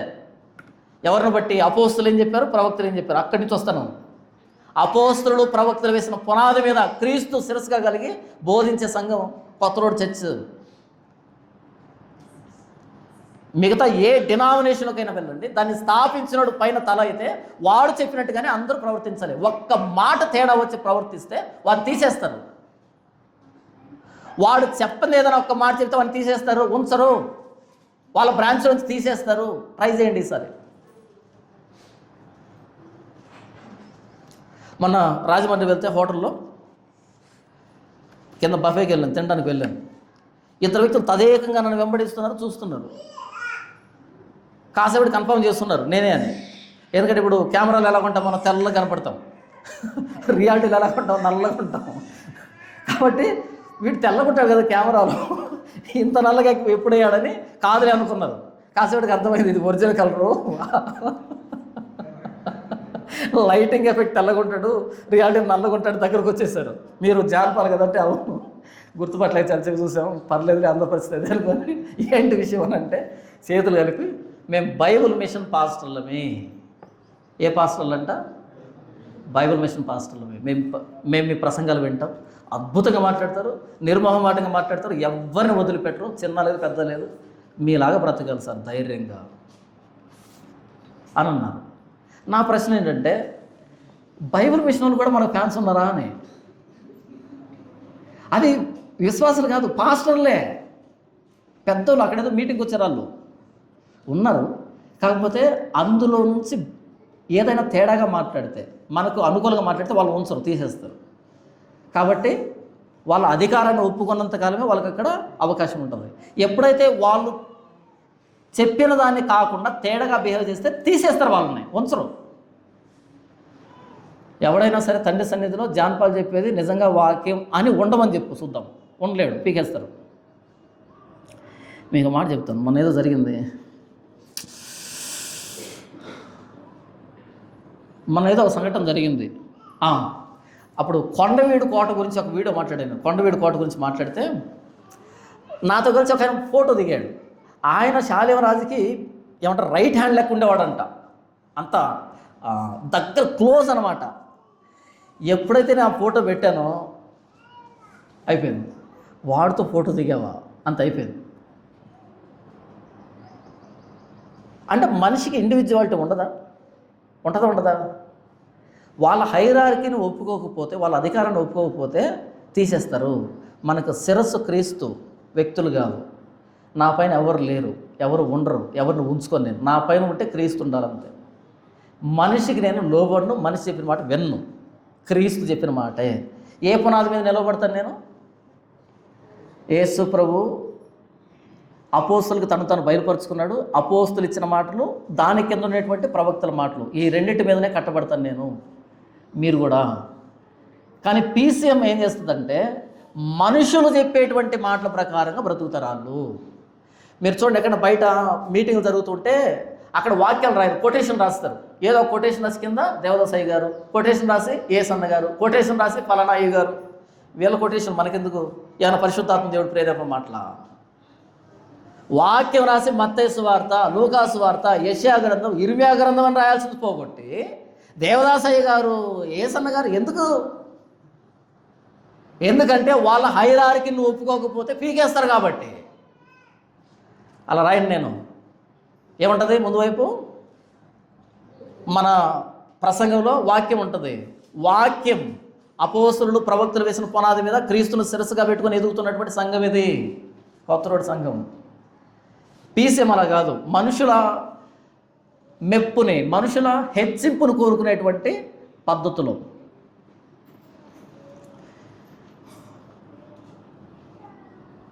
బయట మీరు చూడండి, ఎవరైతే ఈ మనుషుల మెప్పును కోరుకునే వాళ్ళు ఉంటారో, నా గతంలో ఒక ఆయన చెప్పాడు, ఎంత ఆనందంగా చెప్పాడంటే, ఈ బీఓయుఓ అని విశాఖపట్నంలో ఉంటుంది కదా, భ్రష్టత్వాన్ని తల్లి, అక్కడికి వెళ్ళారు. ఏది 10 రోజులు సెమినార్ పెడితే వెళ్ళారు. ఒక ఆయన వెళ్ళాడు. వెళ్తే ఆయన ఉంటాడు కదా, పీడి సుందరరావు గారు ఉంటారు కదా, ఆయన ముసలాడు అయిపోయాడు పాపం. ఆయన అలా నిలబడుకోన్నా అంట, ఎదురుగా ఒక వ్యక్తి వచ్చాడు, నాకు చెప్పిన వ్యక్తి. నాయన ఇలా రా అని పిలిచాడు. వచ్చాడు ఆ వ్యక్తి. ఈయన అక్కడికి వెళ్ళాలి కొంచెం దూరం. ఈయన వేదిక మీద తొడగలుగుతాడు కానీ రియాలిటీలో నడవలేడు ఈయన పాపం. అందుకని ఆయన మీద ఇలా చేసుకొని ఇక్కడి నుంచి అక్కడికి వచ్చాడు. ఇక చూడు ఆయన ఆనందము, పీడి సుందరరావు గారు నా మీద చెయ్యేశాడు. మరైతే ఊత కట్టి ఏం చెప్పుకోవాలి? మరైతే ఊత కట్టి ఎంత పొగుడుకోవాలి? ఇలా చెయ్యేసిన దానికి ఉబ్బి తబ్బిబ్బైపోయాడు. ఆయన మీద చేసాడు, ఆయన నా మీద చేసాడు, ఆయన నా మీద చేసాడు. ఎందులో అతిశయపడుతున్నావు? ఈరోజు ఎవరైతే పెద్ద పెద్ద వాళ్ళు ఉన్నారో వాళ్ళ చెయ్యి వేయించుకోవాలని చూస్తున్న వాళ్ళు ఎంతమందో. అదొక భాగ్యం, అదొక వరం, అది ఏమంటారు హిస్టారికల్ మూమెంట్ అది. అలా ఏముండదే. ఎందుకు అంత అతిశయం? దానికి ఏముంది అక్కడ? వాళ్ళు ఎందుకు వేస్తారు చెయ్యి? మ్యానిపులేషన్. ఇంక ఈ వ్యక్తికి మనం నమ్మకం ఉండాలి అనే దానికి మ్యానిపులేషన్. నిన్ను ఇంకా ఆ మ్యానిపులేషన్ అన్నది నిన్ను ఇక ఆలోచించనివ్వకుండా చేస్తుంది. అంతే. ఆయన తప్పు చెప్పినా ఆయనకే, ఒప్పు చెప్పినా ఆయనకే సపోర్ట్ అనేట్టు తయారవుతావు. హైరార్కీ అంటారు దీన్ని, హైరార్కీ, మనుషుల గొప్పతనం. తర్వాత ఈ పీసీఎంలో ఉండేటువంటి ఇంకొక లక్షణం ఏంటంటే, ఆ రోజు ఆర్సీఎం వాళ్ళు బైబుల్ని పుల్పిట్ కట్టేసేవాళ్ళు. ఇప్పటికీ మీరు ఆర్సీఎం చర్చెస్కి వెళ్ళండి, ఇప్పటికి ఈరోజుకి వెళ్ళండి, బైబుల్కి ఒక చివరిలో చైన్తో కట్టేసి ఉంటారు. ఇలా ఇలా పుల్పిట్ చైన్ ఉంటుంది, ఇలా తీస్తే రాదు, చైన్ ఉంటుంది ఇలా. అంటే వేదిక మీదకి వచ్చినప్పుడే ఇలా చదవడం తప్ప ఇంటికి పట్టుకెళ్ళి చదువుకుంటాం, అక్కడే చదువుకుంటాం కుదరదు. ఇది చదవకపోతే ఇందులో ఏముంది ఎలా తెలుస్తుంది? తెలియదు. కాబట్టి ఇక్కడ మాత్రమే చదువుతారు, వాళ్ళకు బోధిస్తారు. వాళ్ళకి అస్సలే బైబిల్ తెలియదు. ఎందుకంటే వాళ్ళ చేతిలో బైబిల్ లేదు. ఉన్నది ఒక్క బైబిల్. ఆ ఒక్క బైబిల్ పుల్పిట్ మీద ఉంది. అది కూడా కట్టేస్తారు. వీడు కూడా ఇంటికి తీసుకెళ్ళడం. వాళ్ళకి బైబిల్ తెలియలేదంటే అర్థం ఉంది. ఎందుకని? వాళ్ళ చేతిలో బైబిల్ లేదు. వీడికి బైబిల్ తెలియలేదని అర్థం ఉంది. ఎందుకని? వీడు ఇక్కడే కట్టేసి ఇంటికి వెళ్ళిపోయాడు. కాబట్టి వీడు చదవలేడు ఇక్కడ. మీ అందరి చేతిలో బైబిల్ ఉందా?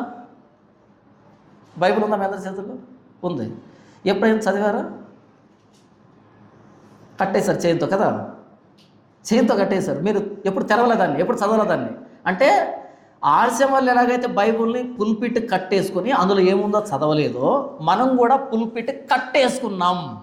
పుల్పిట్ కట్టేయడం అంటే ఆ అయ్యగారు ఏదో చెప్తాడు అదే, అయ్యగారు చెప్పిందే తప్ప మనకేం తెలియదు.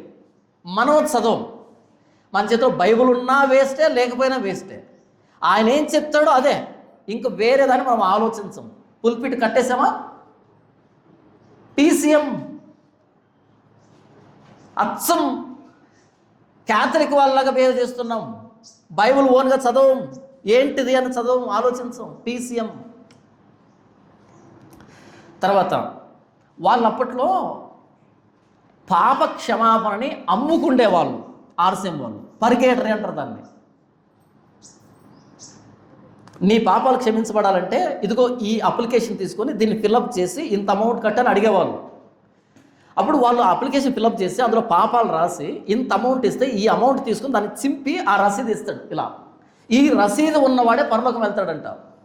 పరిగేటరీ సర్టిఫికేట్ అంటారు దాన్ని. ఆర్సీఎం మిషన్ వాళ్ళు ఇప్పుడు ఆర్సీఎం చర్చిలు ఎక్కడైతే ఉన్నాయో చూడండి మీరు.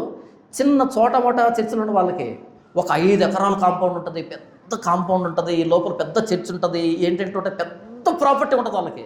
అంత ప్రాపర్టీ ఎలా వచ్చింది తెలుసా మీకు? వాళ్ళకి అన్ని ఆస్తులు ఎలా కొన్నారు తెలుసా? ఎక్కడ మీకు ఆ చర్చి కనపడినా, క్యాథలిక్ చర్చి కనపడినా పెద్ద ప్రాపర్టీ ఉంటుంది వాళ్ళకి. చిన్నది ఉండదు, చాలా పెద్దది ఉంటుంది. బిల్డింగ్ మీరు చూస్తే ఏమి డిజైన్ కడతారంటే ఆ రాళ్ళు కానీ, ఆ గ్లాసెస్ కానీ, ఆ వుడ్ కానీ, ఆ ఫ్యాన్లు కానీ, ఆ లైట్లు కానీ, ఆ పుల్పిట్ కానీ మీరు చూస్తే ఫర్నిచరు నెక్స్ట్ లెవెల్ ఉంటుంది. ఇప్పటికీ చెక్కు చెదరదు అలాంటి ఫర్నిచర్ ఉంటుంది. అంత అద్భుతమైన బిల్డింగ్ని, అంత కాస్ట్లీ ఫర్నిచర్ని, అంత స్పేసియస్గా ఎలా వాళ్ళు కొనగలిగారు ఒకప్పుడు? ఎక్కడి నుంచి వచ్చింది డబ్బు? ఇప్పటికి ఈరోజు కూడా మీకు బయట నుంచి డబ్బు వస్తుందంట కదా అంటున్నారు కదా, దాన్ని ఆధారం చేసుకునే. ఎందుకు వచ్చింది అంత డబ్బు ఒకప్పుడు వాళ్ళకి? ఎందుకు వాళ్ళందరికీ పంచి పెడుతున్నారు? ఇప్పుడు ప్రొటెస్టెంట్ పాస్టర్లు ఏం చేస్తారంటే వీధికి వెళ్ళి సువార్త చెప్తారు. అలా వచ్చిన వాళ్ళ దగ్గర నుంచి కానుక తీసుకుంటాం మనం. ఇప్పుడు మీరు వస్తున్నారు కదా, మీరు వేసే కానుకతో నేను బతుకుతాను ఇక్కడ. కానీ మీరు ఎప్పుడైనా ఒక ఆర్సీఎం పాస్టర్ సువార్తకు వెళ్ళి చూసారా? మీరు చాలామంది తీసుకున్నాండి చర్చి, కానీ ఎప్పుడైనా చెప్పడం చూసారా? లేదు 10 మంది వచ్చారు, డిసప్పాయింట్మెంట్ కాడు. ఒక్కడు వచ్చిన డిసప్పాయింట్మెంట్ కాడు, 100 మంది వచ్చినా ఉబ్బి తప్పిబ్బి కాడు. అసలు వీళ్ళ మీద డిపెండ్ కాడు ఈ వ్యక్తి డబ్బు పైనుంచి వస్తుంది, వీళ్ళ మీద డిపెండ్ కాడు. అదే నేను అనుకో, మీరు వచ్చే కొద్దీ నాకు డబ్బు వస్తుంది, మీరు తగ్గే కొద్దీ నాకు డబ్బు పోతుంది. ఎందుకంటే మీ మీద డిపెండ్ అయ్యంట నేను. వీళ్ళ మీద డిపెండ్ కారు, అందుకని వాళ్ళు సువార్తకు వెళ్ళరు. మరి ఎక్కడి నుంచి వస్తుంది డబ్బు వీళ్ళకి? పైగా వెళ్ళిన వాళ్ళకి వీళ్ళు డబ్బు ఇస్తారు. ఆర్సీఎంలో వెళ్ళిన వాళ్ళకి, వాళ్ళ ఫ్యామిలీకి వీళ్ళు డబ్బు ఇస్తారు. ఎక్కడి నుంచి వచ్చిందంటే, ఒకప్పుడు పర్గేటరీ అనే సర్టిఫికేట్ ప్రవేశపెట్టినప్పుడు, పాప క్షమాపణ పత్రం అనేదాన్ని ప్రవేశపెట్టినప్పుడు, దాన్ని కొనుక్కున్నటువంటి డబ్బుతో వచ్చిన డబ్బు, మాకు పాప క్షమాపణ కావాలి, మా నాన్న చచ్చిపోయాడు ఆయనకు కావాలి, మా అమ్మకు కావాలి, నాన్నకు కావాలి, ఏదో కొనుక్కొని ఆ వచ్చిన డబ్బు అంట కొన్ని ఎకరాల విస్తీర్ణంతో గుంతలో పూడిస్తే కానీ పూడిపోనంత డబ్బు పాప క్షమాపణని అమ్ముకున్నారు. అందుకొచ్చే ఈ ఆస్తులన్నీ. ఇప్పటికీ ఆ డబ్బు తరిగిపోలే, అంత డబ్బు వచ్చింది వాళ్ళకి కదా. ఇప్పుడు చెప్పండి, మన చర్చిల్లో, ప్రొటెస్టెంట్ చర్చిల్లో అమ్మకాలు ఏమైనా జరుగుతాయా? అమ్ముకుంటారా? ఏమైనా అమ్ముకోరా? మీకు తెలుసా తెలీదా? ఏది అమ్మకుండా వదిలిపెట్టారు చెప్పండి. ఒక విధంగా వాళ్ళే నయం, పాప క్షమాపణ పత్రం అని చెప్పారు. కనీసం పాపం అనే కాన్సెప్ట్ అయినా వచ్చింది. ఇక్కడ పెన్ను దగ్గర నుంచి ఎక్కడ ఫోటో ఉంది, అది గ్యాలరీలో ఉంది. ప్రార్థన పెన్ను, ప్రార్థన పెన్ను, పిల్లాడు ఎగ్జామ్ రాసే పెన్ను దగ్గర నుంచి అమ్ముకోవడం స్టార్ట్ చేశారు. ప్రార్థన చాపులు, ప్రార్థన అట్టలు. అంటే మీకు చూపెడతాను. రైట్, ఇది చూడండి, కనబడుతుందా మీకు? ఇది చదవండి, కనపడుతుంది. ఇదేంటో ఏంటి కనపడలే? Calvary temple, Hyderabad, prayer pen for beloved students. ఏంట? Prayer pen for beloved students. ప్రియమైన విద్యార్థులకి ప్రార్థనాపూర్వకమైన పెన్ను అని అర్థం తెలుగులో. మరి ఉచితంగా ఇవ్వాలి కదా, ప్రియమైన విద్యార్థులకి ఇస్తాడా? ఉచితంగా ఇవ్వడం. అదేంటది? మరలా ఇది ఏది స్వార్థంగా అమ్ముకుంటున్నావు, బిజినెస్ అంటామని ఒక వచనం రాశారు దీని మీద. గెస్ చేయండి. ఇలాంటి పెన్ను కూడా బైబిల్లోకి వచనం ఉంటుంది అనేది ఎక్కడైనా ఉంటే గెస్ చేయండి, చూద్దాం మనలో అన్నమాట.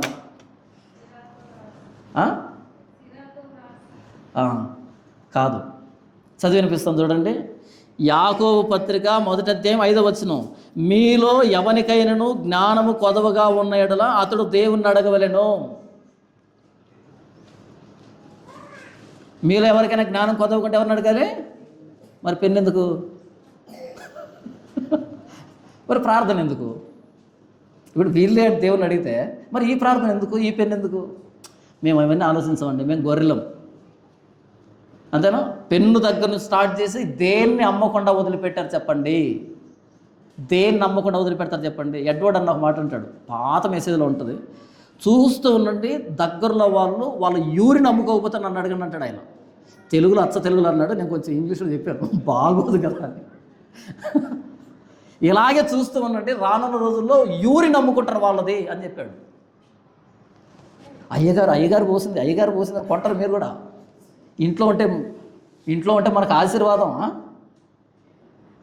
దేన్ని నమ్మకుండా వదిలిపెట్టారు? కర్చీఫ్ను కూడా అమ్మడం స్టార్ట్ చేశారు. ప్రో క్యాథలిక్ మిషన్ కాదా? ప్రో క్యాథలిక్ మిషన్ కదా ఇది. తర్వాత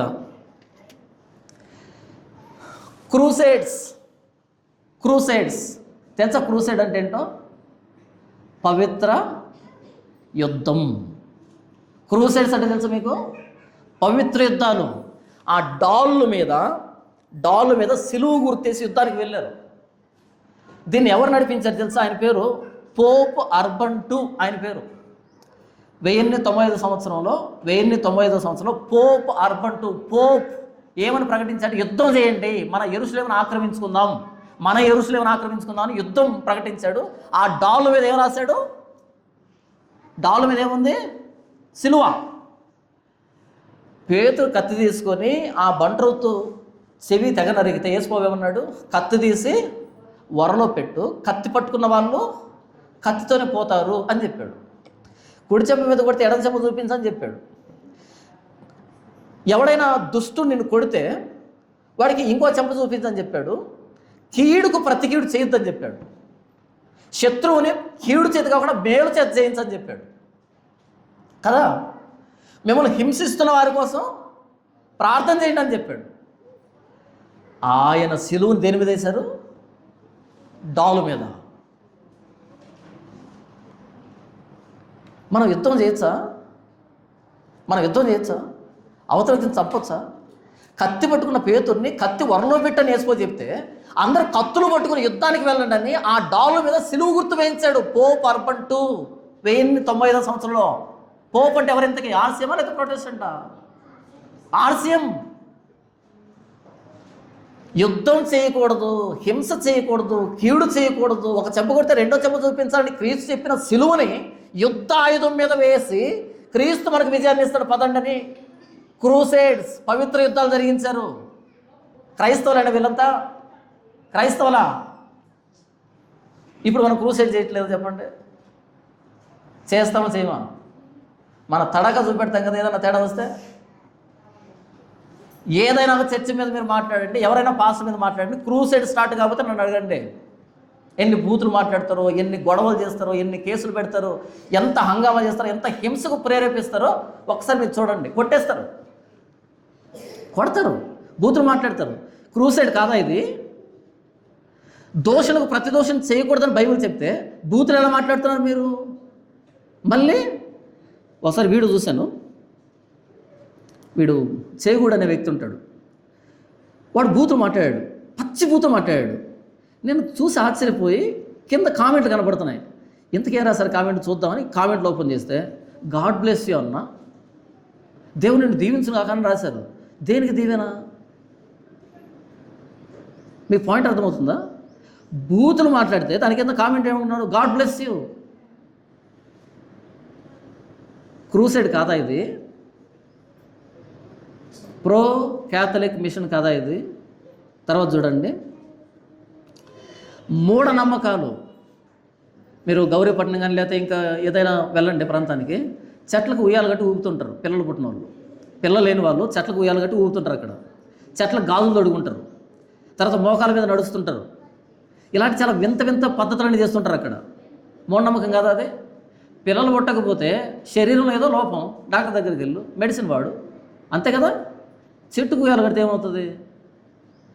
ఇది బయట వాళ్ళు చేస్తే బాగుంటుంది. ఈరోజు చర్చిలకు వచ్చింది అది. ఈరోజు చర్చ్ అనేది మూఢనమ్మకాలు కేర్ ఆఫ్ అడ్రస్ అయింది. ఎన్ని మూఢనమ్మకాలు క్రైస్తవ్యంలో. Pro Catholic mission. చివరిగా క్యాథలిక్ ఎలా ఏర్పడిందంటే, ఈ క్యాథలిక్ ఎలా ఏర్పడిందంటే, ఎందుకు రోమ్లో క్రైస్తవ్యం భ్రష్టు పట్టిందంటే, ఎందుకు ఈ రోమ్ నుంచి ప్రారంభమైనటువంటి క్రైస్తవాన్ని మహావేశ్య, బబులోను మహావేశ్య, 7 తలలు కలిగినటువంటి 7 కొమ్ములు కలిగిన 10 కొమ్ములు కలిగినటువంటి మహావేశ్య అని ఎందుకు వ్రాయబడిందంటే ఈ రోమును గురించి. ఈ హెలినా అనే ఆవిడ యేసుని నమ్ముకుంది. ఆవిడ ఎవరు అంటే కాన్స్టంటైన్ అనే చక్రవర్తి అమ్మ, తల్లి. రోమును పరిపాలిస్తున్నటువంటి కాన్స్టంటైన్ అనే చక్రవర్తి తల్లి పేరు హెలినా. ఆవిడ యేసుని నమ్ముకుంది. నమ్ముకున్న తర్వాత కొడుకు చెప్పింది, ఓరే నాయన యేసు దేవుడు అని. ఈయన కూడా నమ్మేసుకున్నాడు. నమ్మేసుకున్న తర్వాత ఏం జరిగిందంటే కొద్ది కాలానికి ఈ వ్యక్తి యేసుని నమ్ముకున్నాడు, కానీ రోమియుడు. ఈయన సింహాసనానికి సెగ తగిలింది. అంటే వీడిప్పుడు రోమియుడు కాదు, మన దేవులని దేవతలని గౌరవించడు, వీడు యేసుని నమ్ముకున్నాడు అని క్రిస్టియన్గా వీళ్ళు మాట్లాడటం స్టార్ట్ చేశారు. అది నిజమే. కానీ క్రిస్టియన్స్ ఎలా చూస్తారు అంటే, ఈ వ్యక్తి యేసుని నమ్ముకున్నా సరే వాళ్ళకే సపోర్ట్ ఉంటాడు, రోమియుడు అని వీళ్ళు అనుకుంటున్నారు. పాయింట్ అర్థమైందా? ఇప్పుడు నెక్స్ట్ సింహాసనం మీదకి ఎవరు వస్తారు? ఈయన పోతాడు, పోతాడు. ఎందుకని? ఇటు వీళ్ళు నమ్మట్లే, ఇటు వీళ్ళు నమ్మట్లే. ఏం చేయాలి? అప్పుడు ఆయన చేసిన పని ఏంటంటే, భ్రష్టత్వంతో కూడుకున్న పని ఏంటంటే, మతాన్ని రాజకీయాన్ని రెండింటిని కలిపాడు, క్లబ్ చేశాడు. మతాన్ని రాజకీయాన్ని క్లబ్ చేశాడు. మొట్టమొదటి భ్రష్టత్వం. అలా వచ్చింది క్రిస్మస్ అనేది. క్రిస్మస్ అంటే డిసెంబర్ 25 అంటే సూర్యుడు పుట్టినరోజు. ఎవరు పుట్టినరోజు? సూర్యుడు పుడతాడా? తండ్రి సూర్యుడు, తల్లి సూర్యుడు ఉన్నారా? అప్పుడు ఈ బాలబానుడు ఉదయించాడా? లేదు కదా. అలా సూర్యుడు పుట్టినరోజుగా జరుపుకునేటువంటి రోమియోల పండుగని ఈయన ఏం చేశాడు అంటే యేసు పుట్టినరోజుగా మార్చాడు. ఏమని చెప్పాడు? సూర్యుడు పుట్టినరోజు కదా 25, యేసు ప్రభు గురించి ఏమని రాయబడింది? నీతి సూర్యుడు అని రాయబడింది మలాకి గ్రంథంలో. నీతి సూర్యుడు కదా యేసు ప్రభు, ఇది యేసు ప్రభు పుట్టినరోజు అని వీళ్ళకి చెప్పాడు. ఎవరికి? క్రిస్టియన్స్కి. వీళ్ళకి ఏం చెప్పాడు? ఓకే సూర్యుడు పుట్టినరోజు అని చెప్పాడు వీళ్ళకి. ఇటు ఈ పండుగ రెండు క్లబ్ చేసి పడేశాడు. అదే క్రిస్మస్ అంటే. దాన్ని మనం ఎంత గ్రాండ్గా చేసుకుంటాం కదా. అలా మతాన్ని రాజకీయాన్ని ఇలా క్లబ్ చేశాడు. మతము రాజకీయం మిక్స్ కాకూడదు. మతం వేరే, రాజకీయం వేరే. మతము రాజకీయం మిక్స్ అయితే డెడ్లీ కాంబినేషన్. అది డెడ్లీ కాంబినేషన్. మతానికి రాజకీయం తోడైతే, రాజకీయానికి మతం తోడైతే డెడ్లీ కాంబినేషన్. అది కాన్స్టంటైన్ చేశాడు. ఇప్పుడు మతము రాజకీయం మిక్స్ అయిందా? మిక్స్ కాలేదు చెప్పండి. ఏ చర్చి పాస్టర్కి రాజకీయ నాయకులతో సంబంధం లేదు. ఏ చర్చి పాస్టర్ రాజకీయాన్ని గురించి చర్చిలో బోధించట్లేదు చెప్పండి ఒకసారి. ఎలక్షన్ రాకముందు నుంచే, ఇప్పటి నుంచే మనం వీళ్ళకు ఓటేయాలి, వాళ్ళకు ఓటేయాలని చెప్పకుండా ఉండే పాస్టర్ ఉన్నాడా చెప్పండి? ఉన్నాడా? లేడు. ఎందుకు చెప్తున్నాడు మనం వీళ్ళకు ఓటేయాలి, మనం వాళ్ళకు ఓటేయాలి ఎందుకు చెప్తున్నాడు అంటే, ఆ లోకల్గా ఉండే రాజకీయ నాయకులతో వాళ్ళ బూట్లు నాకుతున్నాడు డబ్బు కోసం. అవునా కదా? మతము రాజకీయం మొట్టమొదట కాంబినేషన్ అయింది ఎక్కడ అంటే కాన్స్టంటైన్ చక్రవర్తి.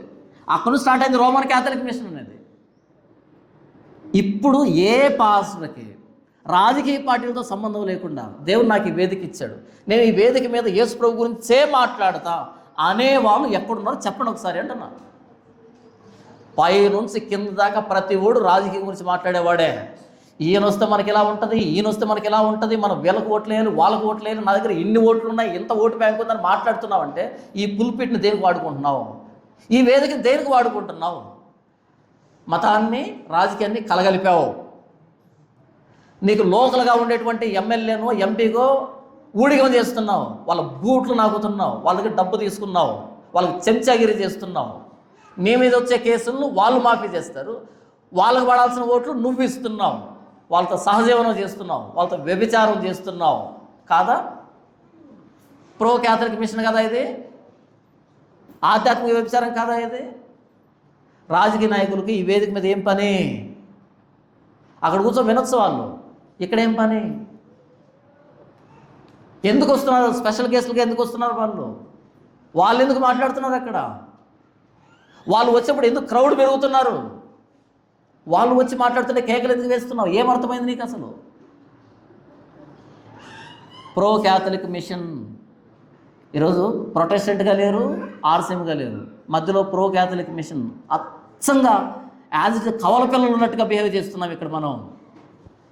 అందుకన్నాడు ప్రకటన గ్రంథం 17వ అధ్యాయంలో మహావేశ్య. ఆ మహావేశ్య అంట పరిశుద్ధుల రక్తం చేత, యేసు హతసాక్షుల రక్తం చేత మత్తిల్లిపోయిందంట. పొర్రపాటున ఇలాంటి వాళ్ళ గురించి మాట్లాడితే వాళ్ళ మీద దాడులు, కేసులు, గొడవలు, అల్లర్లు.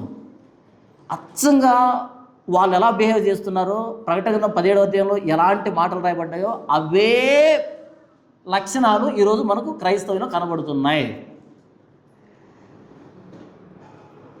మనం యేసుక్రీస్తు హతసాక్షులుగా ఉండాలి, కానీ హతసాక్షుల మరణం మీద కట్టబడినటువంటి ఈ ఆర్సీఎంలో అయితే పీసీఎంలోగా మనం ఉండొద్దు. నమ్మితే యేసుని నమ్ముకుందాం, లేకపోతే బయటికి వెళ్దాం, అంతేగాని యేసు ప్రభుకి వేరే వేరే పద్ధతుల్ని ఆపాదించేంత తెలివివంతులు కాదు మనం. వద్దు. దేవుని వాక్యాన్ని ఒకటి కలపొద్దు, ఒకటి తీసేయొద్దు. మీరు ఆర్సీఎం బైబిల్ ఉంటే చూడండి, రోమన్ క్యాథలిక్ బైబిల్ ఉంటే చూడండి. 66 పుస్తకాలు ఉండవు వాళ్ళ దాంట్లో. 66 పుస్తకాలు ఉండవు, 73 లేదా 76 ఉంటాయి. ఎక్స్ట్రా పుస్తకాలు ఉంటాయి, వాటిని అపోక్రైఫా అంటారు. అపోక్రైఫా అంటే అపోస్తలు ఇది పనికిరాదని పక్కన పడేశారు కదా, బైబిల్లో దేవుని పక్కన పడేశారు కదా, వాటిని ఏరుకొని తెచ్చుకొని తగిలించుకున్నారు. అపోక్రైఫా చెత్త పుస్తకాలు, అవి తీసుకొచ్చి ఇక్కడ పెట్టుకున్నారు. దేవుడు దీంతో ఒకటి కలపొద్దు, ఒకటి తీసేద్దని చెప్తే మీరెవరు కలపడానికి? ఎందుకు కలుపుతున్నారు? ఒకటి కలపొద్దు, ఒకటి తీసేద్దని ప్రకటన గ్రంథం 22లో చెప్తే మీరెవరు కలపడానికి? ఈ లేఖనానికి సమానంగా ఇంకో మాటలు కలపడానికి మీరెవరు? కలపొచ్చా మనం? కలపకూడదు కదా. ఈరోజు మీరు బైబిల్ బుక్ స్టోర్కి వెళ్ళండి. బైబిల్ బుక్ స్టోర్లో మీకు మత్తయ్య గారు జీవిత చరిత్ర కనపడదు, లూకా గారి జీవిత చరిత్ర కనపడదు, యోహాన్ గారి జీవిత చరిత్ర కనపడదు. కనపడకపోగా యేసన్న గారి జీవిత చరిత్ర, భగత్ సింగ్ గారి జీవిత చరిత్ర, దేవదాసయ్య గారి జీవిత చరిత్ర, ఇంకొక గారి జీవిత చరిత్ర. ఎందుకు తెలుసుకోవాలి వాళ్ళ గురించి మనం? ఎందుకు తెలుసుకోవాలంటున్నా? నాకేం పని, నీకేం పని? నా గురించి మీకేమైనా అవసరమా? ఏం చేస్తారు నా గురించి తెలుసుకో మీరు? ఇదిగో ఈ టెక్స్ట్ తీసుకున్నాను, 17వ అధ్యాయం తీసుకున్నాను, 17వ అధ్యాయాన్ని అక్కడ ఉన్నట్టుగా చెప్పానా లేదా? అక్కడ ఉన్నట్టుగా ఉందా? ఓకే తీసుకోండి. అక్కడ ఉన్నట్టుగా లేదా? వదిలిపెట్టేసేయండి. నా గురించి ఎందుకు మీకు? నా గురించి తెలుసుకొని ఏం ఉద్ధరిస్తారు మీరు అసలు? నేనా మీ రక్షణకర్తని? క్రీస్తు గురించి తెలుసుకోండి, యెషయా గురించి తెలుసుకోండి, ఇర్మియా గురించి తెలుసుకోండి, యెహెజ్కేలు గురించి తెలుసుకోండి, మత్తయి గురించి తెలుసుకోండి, మార్కు గురించి తెలుసుకోండి, యోహాను గురించి తెలుసుకోండి, భక్తుల గురించి తెలుసుకోండి. వీళ్ళెవరు? వాళ్ళు 1000 సంఘాలు కట్టారు. నోరు మూసుకో గట్టిగా. ఎప్పుడు కట్టారు? ఎక్కడ కట్టారు? సంఘాన్ని భ్రష్టు పట్టించారు. వాళ్ళ సొంత ఆలోచనలతో, బైబుల్ అవగాహన రాహిత్యంతో భ్రష్టు పట్టించారు. అదే మాట్లాడుతున్నాను. 1000 సంఘాలు కట్టారంటే గుంపును సమీకరించడమా సంఘం కట్టడం అంటే? వాక్యాన్ని ఎప్పుడు చెప్పారు వాళ్ళు అసలు? వాళ్ళు అపోక్రైఫా పెట్టుకున్నారు, ఎక్స్ట్రా పుస్తకాలు తెచ్చుకున్నారు, బైబిల్ సంబంధమైన పుస్తకాలు తెచ్చుకున్నారు. ఈరోజు మన బైబిల్ బుక్ స్టాల్లో అమ్మబడుతున్న పుస్తకాలు ఏంటి? ఎవరి సాక్ష్యాలు అవన్నీ? వాళ్ళ సాక్ష్యం నాకెందుకు? ఎందుకు నాకు వాళ్ళ సాక్ష్యాలన్నీ? ఏం చేయాలి నేను? అంటే మోటివేషన్ వస్తుంది బ్రదర్, మోటివేషన్. సారీ, యేసు ప్రభు సంబంధం లేకుండా, బైబిల్ సంబంధం లేకుండా మోటివేషన్ వస్తే భ్రష్టత్వం అది. బైబిల్ నుంచి మోటివేషన్ రాకపోతే వేస్ట్ అది. బైబిల్ సంబంధం లేకుండా బయట వేరే వ్యక్తి జీవితాన్ని చదువుతుంటే నాకు మోటివేషన్ వస్తుందా? బైబిల్ మోటివేషన్ లేదా? ఎక్కడి నుంచి రాదా మోటివేషను? అపోక్రైఫా, వాళ్ళకి అపోక్రైఫా ఉంది, మనం కూడా అపోక్రైఫా తెచ్చిపెట్టుకుంటున్నాం. ఆ పుస్తకాలు చదవడం, పట్టుకొచ్చి వాళ్ళ గురించి వేదిక మీద మాట్లాడడం. వాళ్ళు ఎందుకు వచ్చారు ఇక్కడ? PCM, pro Catholic machine. ఎందుకు మాట మాట్లాడుతున్నానంటే, ఈరోజు గుడ్ ఫ్రైడే అంటున్నాం కదా. ఎవరు గుడ్ ఫ్రైడే? ఎవరు చెప్పారు? అపోస్తులు చెప్పారా? యేసు చెప్పాడా? మరియమ్మ ఏమన్నా చేసిందా? లేదే. మనకెక్కడి నుంచి వచ్చింది గుడ్ ఫ్రైడే? మనకెక్కడి నుంచి వస్తుంది ఈస్టర్? మనకెక్కడి నుంచి వచ్చింది క్రిస్మస్? వాళ్ళు ఏం చేశారో యాజ్ ఇట్ ఈజ్గా కాపీ కొడుతున్నాం ఇక్కడ. ప్రో క్యాథలిక్ మిషన్ అంటారు దీన్ని. అయితే దేవుడు మనల్ని ప్రేమించి ఇలాంటి భ్రష్టత్వం నుంచి బయటకు తీసుకుని వచ్చి అపోస్తుల బోధ ఎందును, సహవాసమందును, రొట్టె విరుచుటేందును, ప్రార్థన చేయటేందును ఎడతెగక ఉండేటట్టుగా నిజంగా అపోస్తుల బోధలోకి దేవుడు మనల్ని తీసుకుని వచ్చాడు. మనల్ని ప్రేమించాడు కాబట్టి నిజమైన ప్రొటెస్టెంట్గా మనల్ని బ్రతకడానికి అబద్ధం మీద పోరాటం చేయండి. వాక్యం ప్రకటించు, సమయమందు అసమయమందు వాక్యాన్ని ప్రకటించు, సంపూర్ణమైన దీర్ఘశాంతంతో ఉపదేశించు, ఖండించు, గద్దించు, బుద్ధి చెప్పుచు ఉండు.